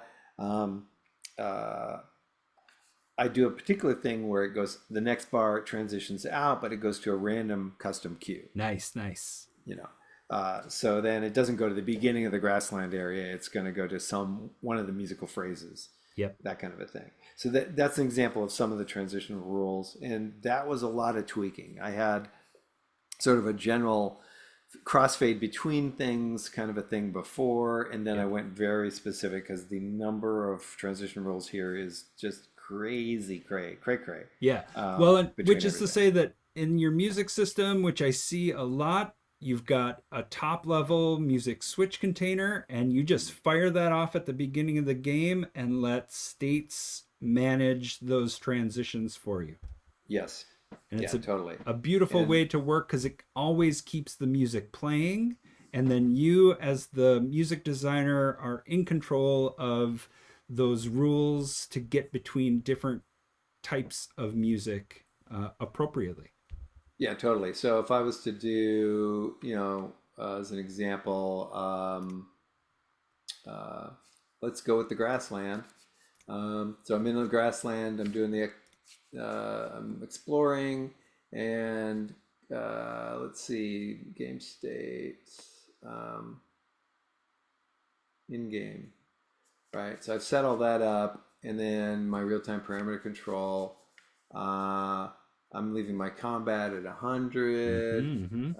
Village activity level, I'm going to set for 5 just so we can hear the Little full bit active. version of something. Yep. And now I can just hit play and it's going to start with the grassland area.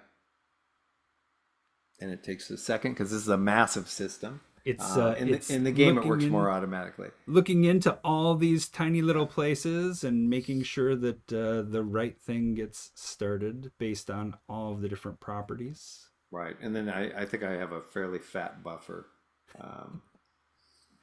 Yep. which is there. Keep it stable. And then so it's still thinking.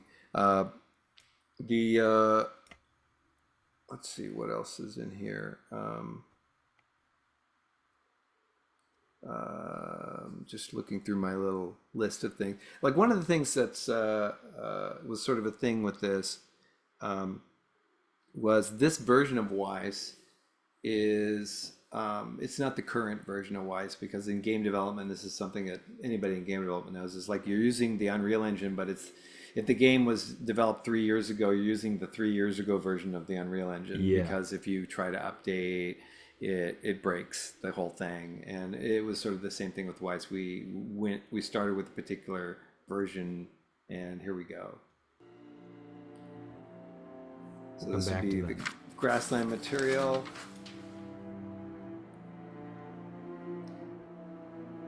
And I can go for maybe a little. So it's all peaceful, and then a pack of really fast animals attacks you.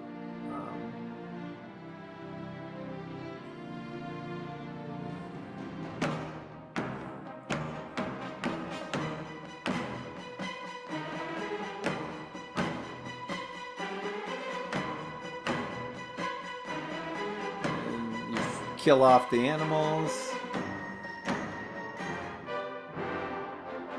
And then it jumps to a custom cue point.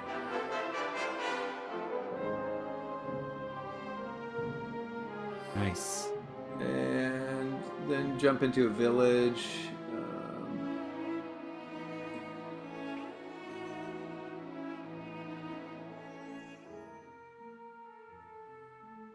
Right, etc.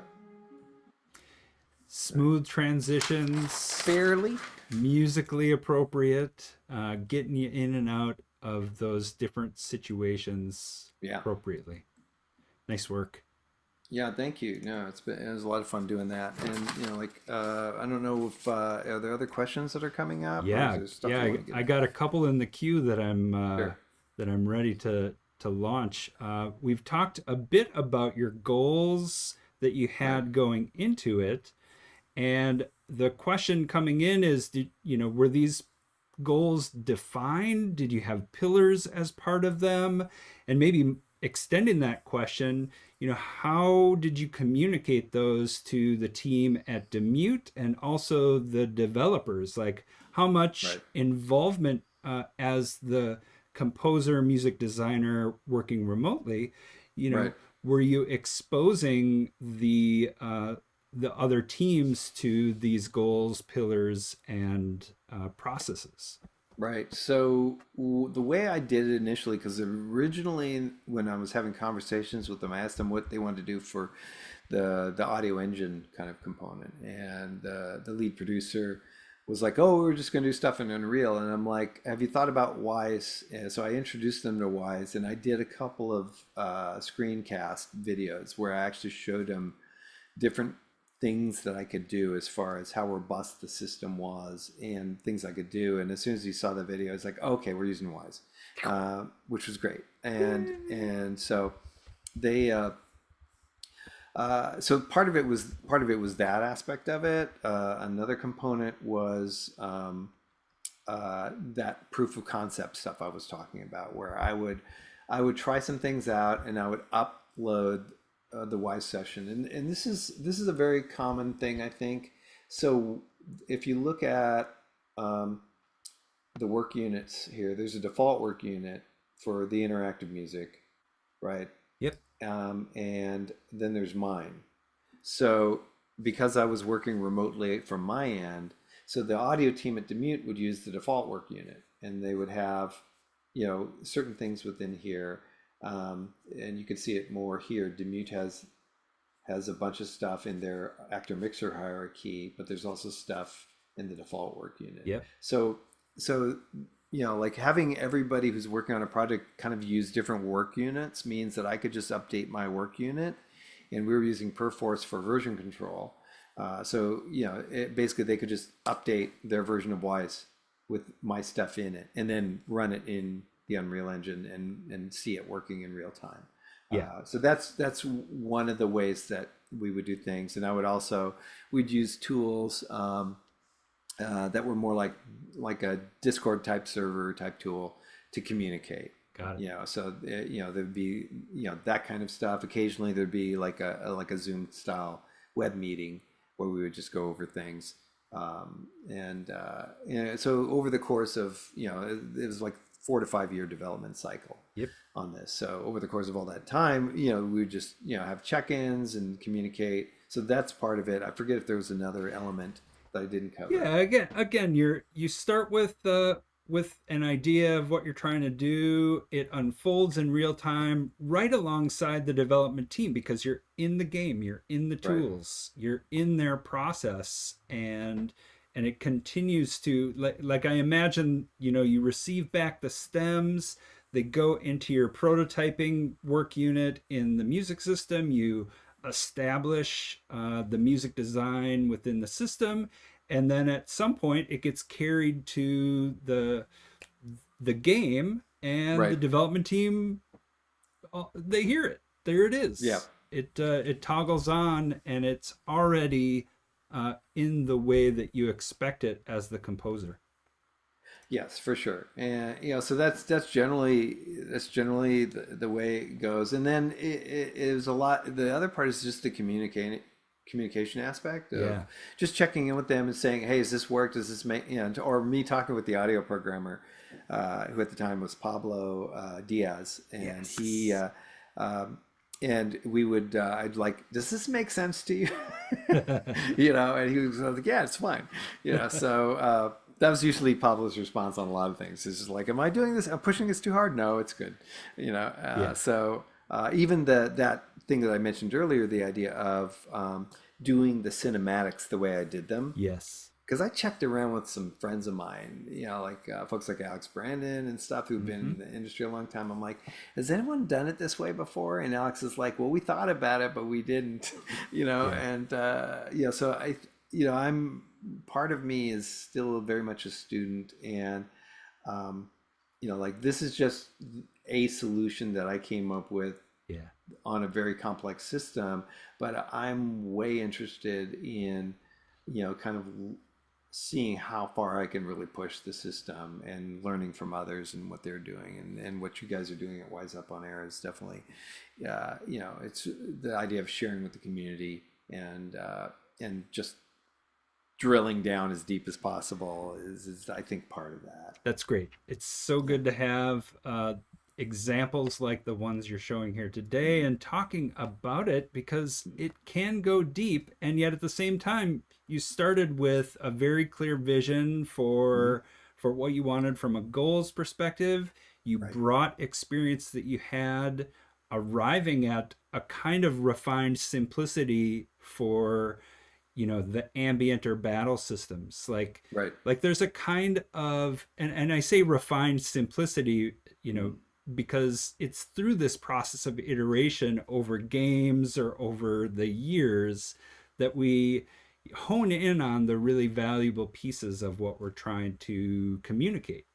Yeah, and we spent a good chunk of time, uh, kind of getting into a lot of detail here, but the other part of this is I go, and I do this all the time. I go back to that I'm a gamer. Yeah. What is the game experience going to be for the player? So I even think about that when I'm composing. It's Yep. not, this is my vision of the score. I'm not that kind of a person. It's like, Right. yeah, I have a vision for the score. Yeah, it's like, yeah, most composers do. Sure. But it's got to fit the project, and it Yeah. has to be enjoyable for the player, or it has to function in a way that is successful in what you want the player to experience. And so it all boils down to that. All Yeah.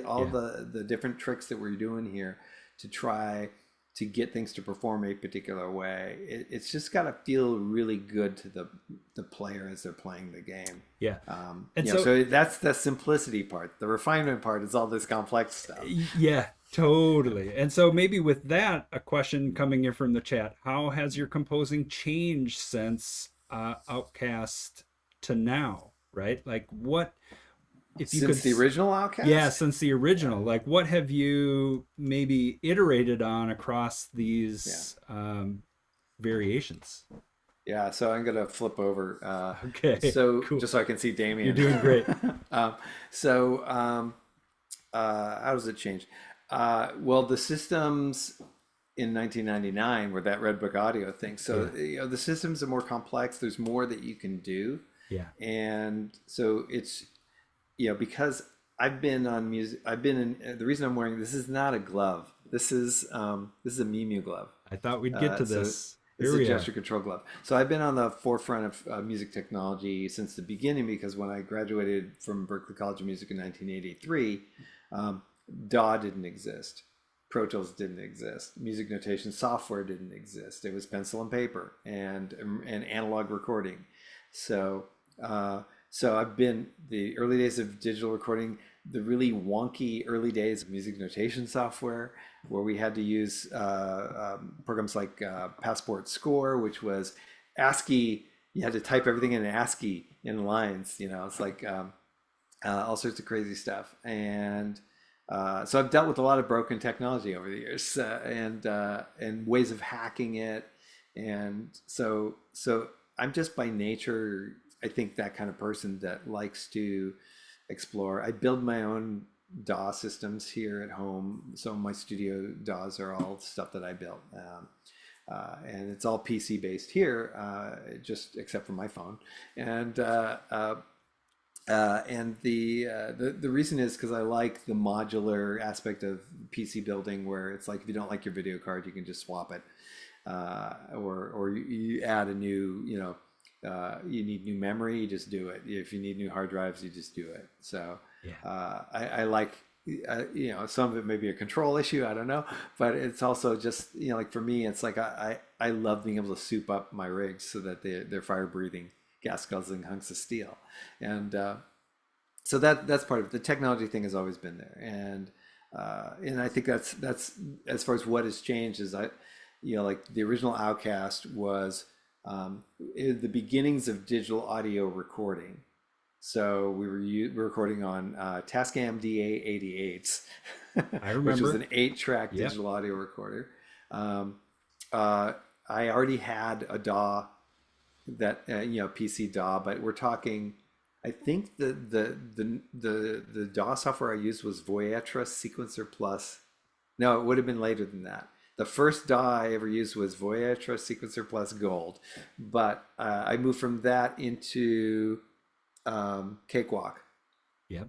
and this is pre-Sonar, um, and so I was using that for a long time, and then went to Logic for a minute on PC until Apple bought them and said we don't like PCs, and then I went from there to Cubase, and I've been with Cubase the whole time. So, Nice. but there's so like software wise, it's kind of flipped, but technology wise, it's always been just whatever helps me do what I want to do creatively as intuitively as possible, and where I'm not thinking about how to technically do something. We've been very technical today, Yeah. but at the same time, it's really, like I'm always looking for workflows, even with that cutscene thing, that to jump back and forth between Cubase to double check the synchronization into Wise. I Hmm. was able to get it really quick, Yep. where I could do it very fast. Right. So what I Yeah. hear is, there's clearly been a march of time and technology alongside, Mm. um, alongside this compositional process, right? Right. And at the same time, it still starts in the same place for you, and Mm. that's with the pen and paper. Yeah. Um, Everything after that, dramatically different. Right. Um, do you approach composition? You must approach it equipped with the things that are now possible. Yes. So has that changed where you land with your pen compositionally? It does. So certain things I can do with pencil and paper that, as far as like for me, it's just some part of the way my brain is wired. Yeah. It's because I can move paper around in a space, three-dimensional space. I Yeah. can be working on the beginning of a cue, work on the end. I got an idea for the middle, and I can jump around really fluidly, Yeah. and I like that. Or I can go, I want to fill in this section, right? And I write really fast. So for me, that's a good place to start for most things. But if I'm getting into things that are more like if I want to do a synth drone, Got it. right, right, it's just a whole note on the paper with a Right. tie to another whole note or something like that, right? Yeah. So, but I might write in English some instructions of the kind of color that I want, Yeah. right? And then, or I will do beforehand, I'll go in the DAW and I'll go hunting around for, I'll know the kinds of synth elements. I'll create a little palette Yeah. to work from. So I'll have, like 10 to 20 synth sounds that are going to be part of what the score will be. So I think Yep. about what the score is going to be. The other thing we didn't use is I also use my brain. So it's like pencil, paper, and like the kinds of ideas. And I'm always writing stuff down on legal pads. Just to take notes on Yeah. like my ideas for what I want the score to be, and sort of general concepts, conceptual ideas, things like that. Yeah. And it's like, and then it's more um, uh, some things that you can do in a DAW really well. Um, uh, so like the idea of synth sounds and synth drones and things like that. That's part of it. But the other thing is what this is about. So And I would be yeah, remiss yeah, if we did not jump into talking more about what is this, because that has to have dramatically changed your compositional. yeah. Yeah, it's so I have MiMu gloves. If you're familiar with the UK recording artist named Imogen Heap, she hired a bunch of really smart folks to, I don't know if they were MIT folks, but they developed her MiMu gloves. And there's a bunch of gesture control tools out there. So on the glove, I'll just show you down here. So right down here, I'm going to set it forward so that this is forward. And then like there's gestures over here. So if I make a fist, it sees that I made a fist. If I do an open hand, if I do a puppet hand, if I point one finger, if I touch my finger to my thumb, which is like, let's see, it should see that, right? Cool. It gets a little mixed up between that and the open hand, right? So those are gestures that, and you can customize these. Um, um, Here for drum type stuff, if I hit down, you know, this way, it triggers that. If I hit this way, it triggers that. If I rotate and snap my wrist, that could do sounds. If I roll my wrist, you can see the roll here. If I Yep. move right and left, right. If I go up and down, that's the pitch here, right. So and then notice there's this sensor right here, right? And that's what's controlling the roll, the pitch, the yaw, and all that kind of stuff. And then it's also got a vibration, haptic kind of a thing, haptic feedback. So I have a set button, like if I'm playing a keyboard, I put my hands in a forward position, I hit the button that's on my thumb here. It lights up, and I feel a little zzz, kind of like haptic thing that tells me I'm set in the forward position. That helps with the left-right It's a kind of. kind of calibration. Yeah, so it's a little calibration thing, but also there's these sensors that are like, let's see if I can get a good lighting. There's a sensor that runs all the way down the finger here, and it knows the difference between if I just move the top part of my finger, which is indicated here, Yep. versus this part, which is down here, right? So, so if I close fist, you'll see everything moving, right? Right. So those are all the sensors, right? And then you Yeah. could set up rules here. I'm just gonna do a little dolly shot here. So with my camera, so I can see the screen a little better. Perfect. And um, so so I have these different gestures assigned to particular CCs. So I've got like the mod wheel CC1 with pitch, Yep. right? The roll is set for expression CC20. The yaw is set for CC10. And so what I'm doing, These are MIDI um, CCs that you'll yes, then connect over in your DAW or synthesizers. yeah, totally. So if I'm on just a simple thing like my French horn sound here, and I just play. No, I don't have a music keyboard attached to the laptop here, but I'm just playing the mouse. Or so there's a quiet French horn, and I could just do the pitch to change the volume. And the thing that's really cool about it is on a mod wheel on a controller keyboard, you literally are moving about a inch and a quarter to go 0 to 127. But I could go a foot and a half, 2 feet this way. So I get a lot more resolution and a lot smoother transitions. I could do, the thing I couldn't do on a mod wheel without doing 10 takes is a sforzando, which would be this, let's see,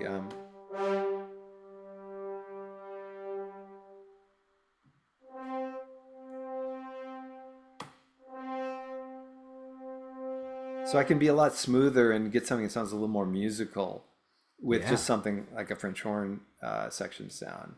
Well, If I flip, as you said, resolution, right? Because a yeah, knob is certainly smaller than your hand or the gesture of movement that you've illustrated, right? yeah, yeah. And here's an example. The thing I love about it is I can do multiple gesture um, kinds of things. So I could Yeah. have, like, I have different CCs. So if I go pitch, that's the filter button, and you could just do MIDI learn in your DAW, right? Yeah. So my rotation is the timbre, right?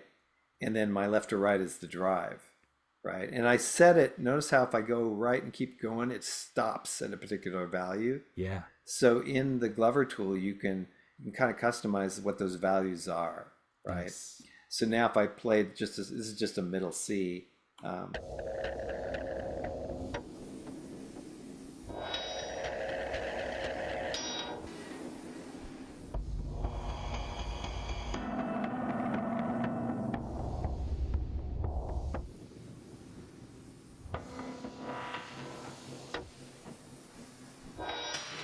I can just kind of go crazy, Fantastic. right? Which is sort of a fun little thing. It's a way for me to, like instead of doing something where it's just doing a mod wheel with my thumb and just going that far, right? And only controlling one CC, I can control 3 or more CCs depending on what I do. And it's because I have a big conducting background, like the idea of moving my hands in a particular way. If I want a crescendo, Yes. it's like crescendo diminuendo would be like that. And normally conducting, you'd be like, give me more, give me less, so it's a similar kind of a thing. But there's also this fluidity of what we do with our physicality. Yeah. Of it feels very musical to me. And so I could take a drone and just do all sorts of weird kinds of stuff depending on what I assign. Yeah. And then that is like one of the workflow things that means I can do like 1 or 2 takes of something and I got it down. And I don't do 10 because it's like the sforzando won't work or anything like that. But it's super handy. Get no it? pun intended. Handy. I know. Wow. I didn't mean it. I didn't mean it. I take it back. It was good. It was good. Yeah, but let me move this back to the center position here. So that's there's all sorts of workflow things that you do, and for me, it's a lot of what gets in my way, what's an obstacle in my process, and Yep. and is there a solution to removing that obstacle? So that mod wheel limitation of distance versus something like this is just really cool. For anybody interested in like kind of getting into this, it's not just go buy MiMu gloves. I don't get an endorsement from them or anything like that, even though I have one of the first 40 on the planet, which is fun. But Leap Motion controllers are USB controllers, and they just sit on your desktop, plug in through USB, and you sort of hold your hand over it, and you can assign it to do similar kinds of things. It'll know whether you have a closed hand or an open hand. It tells where you're moving your hand. I've seen some people use a Leap Motion controller where they're using 2 hands and they're pretending like they're playing a drum, but they have it assigned to a drum so they can play congas, using a Leap Motion controller. So there's things like that, and also the MiMu folks have an app called Gliss, which is it basically it's an app you can load on your phone, and then it does similar things. Like when you move your phone and rotate it, you can control things that way. So those are a couple of tools. Some people use. I remember Mike Reagan, who is a video game composer, and he's done a lot of animation and stuff like that for television. He used to have a USB. It was like a keypad that was macros Yeah. in Logic, and he would just, he could use it to skip to grab and copy a thematic idea and then paste it in a particular location Yeah. as a workflow, way of speeding up his process. So there's a lot of folks out there that do different kinds of things, and that's to me what it's about. Yeah, well, and Yeah. like there's room for MiMu in Wise. If you're, we have had a series of articles lately about folks doing performance using Wise as the playback mechanism. So now Right. imagine mapping that as part of our control surface integration, having Yeah. control over RTPCs, you know, Yeah. changing switches. It's all accessible there, and that's similar to what we see people doing with different Stream Deck solutions, or like the wide range of MIDI controllers out there right now Yeah. to advance the human computer interaction from just a simple keyboard interface and mouse to, like you say, something more expressive, something that unlocks something, or something that you already know and understand from another part of your practice, right? Yeah. Conducting, being Yes. able to carry that, what you already know and what you already feel and how you already express, into this human computer interaction. Well, that's Yeah, next. and actually, I had one former grad student at the San Francisco Conservatory who used a Wiimote controller Yes. to do MIDI controller information and stuff like that when Yeah. he would be doing music and stuff like that, and it was just like a really clever fix as far as like he got super excited once he got it working and stuff like that. Yeah. And so with just out of curiosity, so with Wise, when you're like, kind of interfacing with something like a MiMu glove, is it MIDI or is it OSC? It's MIDI. Or either. Okay. It's MIDI. OSC, like I can't reach for it right now. Okay. I definitely, 'cause- you can definitely learn in the same way that you do from Okay. from a DAW when you use the MIDI learn function, like you showed. Okay, got it. Okay, good. Because I know, like, one of the things that the MiMu folks have done is it'll send MIDI data, but it can also send OSC data. So there's people that are working on like signing for the deaf. Sure. And so they're like using the MiMu glove and sending data, and basically as they sign with two gloves, it will start spewing out a printed transcript of what they're saying. Right. Through utilizing an OSC kind of a thing. So Cool. so yeah, just using like a combination of some coding as well as just a particular interface a methodology. So Exactly. pretty fun stuff.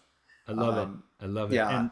And talking about that haptics piece too, where you're now, getting information about your expression back to you, whether it's the calibration side or maybe at some point you're getting tempo information thumped directly to your hand so that you can stay in sync with whatever is playing back in a moment. Yeah, because I was showing you sort of the percussive things. You could sit there and do this and do a tempo kind of a thing.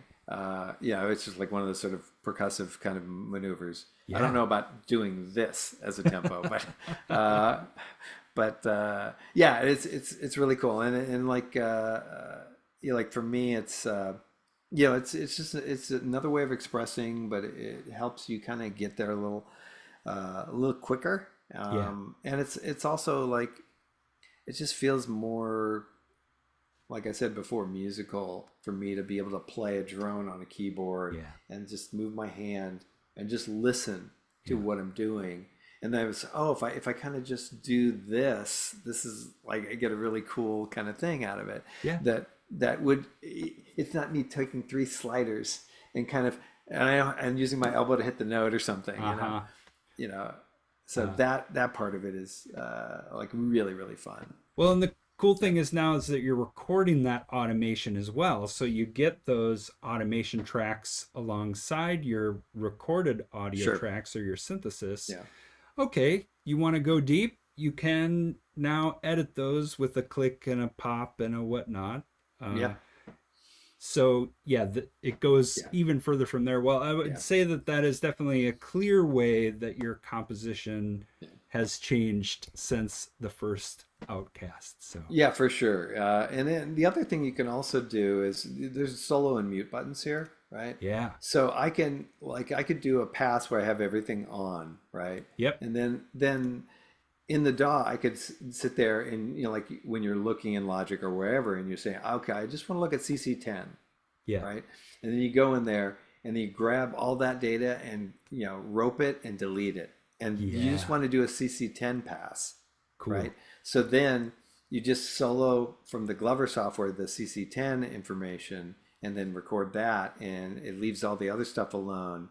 And then you can sit there and do your CC10 data and do another pass of that, correct that, and yep, without having to do the whole thing all over again if you liked the other aspects of it. right, So it's like, to me, sometimes hacking with two pieces of software is, or finding a workaround with two pieces of software, you find like you can have some really good solutions. yeah, Like even within something like notation software like Sibelius, I'll have a work file and I'll have my main like orchestration file. So I can like I can just take the MIDI garbage in the work file and then I can clean it up, pop it into the final version.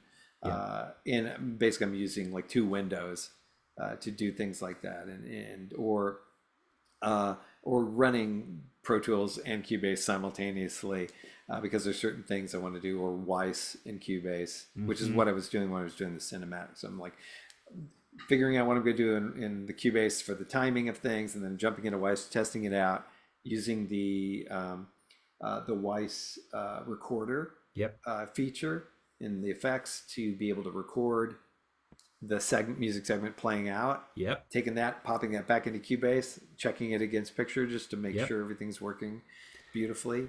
You could, I suppose, load it in the Unreal Engine and go. Well, and someday, Yeah, that workflow will be much better woven between softwares. Like I think yeah, at Audiokinetic we envision a future where maybe you're doing less back and forth between right, other softwares. yeah, Because yeah, it's a lot cognitively to jump between different softwares, sure, and yet it's what you get from it is very valuable, right? yeah, totally. So, yeah, so any other questions that are popping up, or where are we at?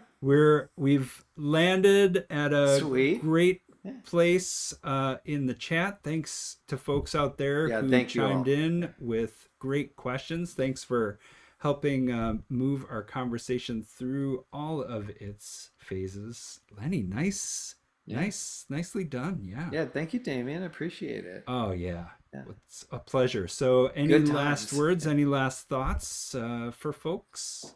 Hack the universe. There it was. Um, Okay. yeah, it's funny. It's just like the last I have really is like I mentioned it way back, which is about like breaking Wise. Yeah. Wise is harder to break. I mean, I'm sure it could be broken. I'm sure I'll find it, but like even with us using an older version of Wise, there was a thing where like the music switch container Yeah. was not cooperating because the older version used the AKD files, Yes. which are like a sort of a cache kind of file. Yep. And I think it was Guillaume that big shout out to Guillaume, because I wrote to the support line and said, I'm having this weird thing and it's just hanging, for like an hour and it won't go anywhere. Yeah. And Guillaume wrote me back and said, send me this session, looked at it and goes, oh, delete all those AKD files and you're good. And then I think the current version doesn't deal with that kind of a system in the same way. But just, really pushing the music system and optimizing things and, like even the stuff that showed up where the game events, having them in virtual folders, I don't even know exactly what the deal is, but it's something I'm going to explore more. Yeah. Because it could be, there was always a way to work around something and make things work, which I really appreciate. Yeah, I like software that's robust, and it's just, and it's why I've been using this particular tool for a long time, because it kind of helps me kind of envision music systems and try things out and explore like kind of different ways to make things work. Guillaume's in the chat and says hi. Hi, Guillaume. Thank you. And it's that we're back to that mental map, right? Yep. With these softwares, we build ourselves a mental map of possibility, right? Of what we can do, or at least what we know at a moment that we can do. And it's through that continuing to try and break or extend or push on the edges of tools that we really, expand that map of what's possible, or at least what we know. And so, yeah, I concur with that. Always be pushing at the edges of your tools. So Yes. cool. Yeah, it's just definitely something we all do, as far as, we just want to get it to where we can just think what we want to, and it comes out, but, there's a lot of hoops to go through before we get there. And I'm not taking an Elon Musk chip in the head. I'm just not going to do it. No, not when a Tesla's blowing up in the middle of the road. I'm not ready to hack my OS. Yeah. It's just, yeah.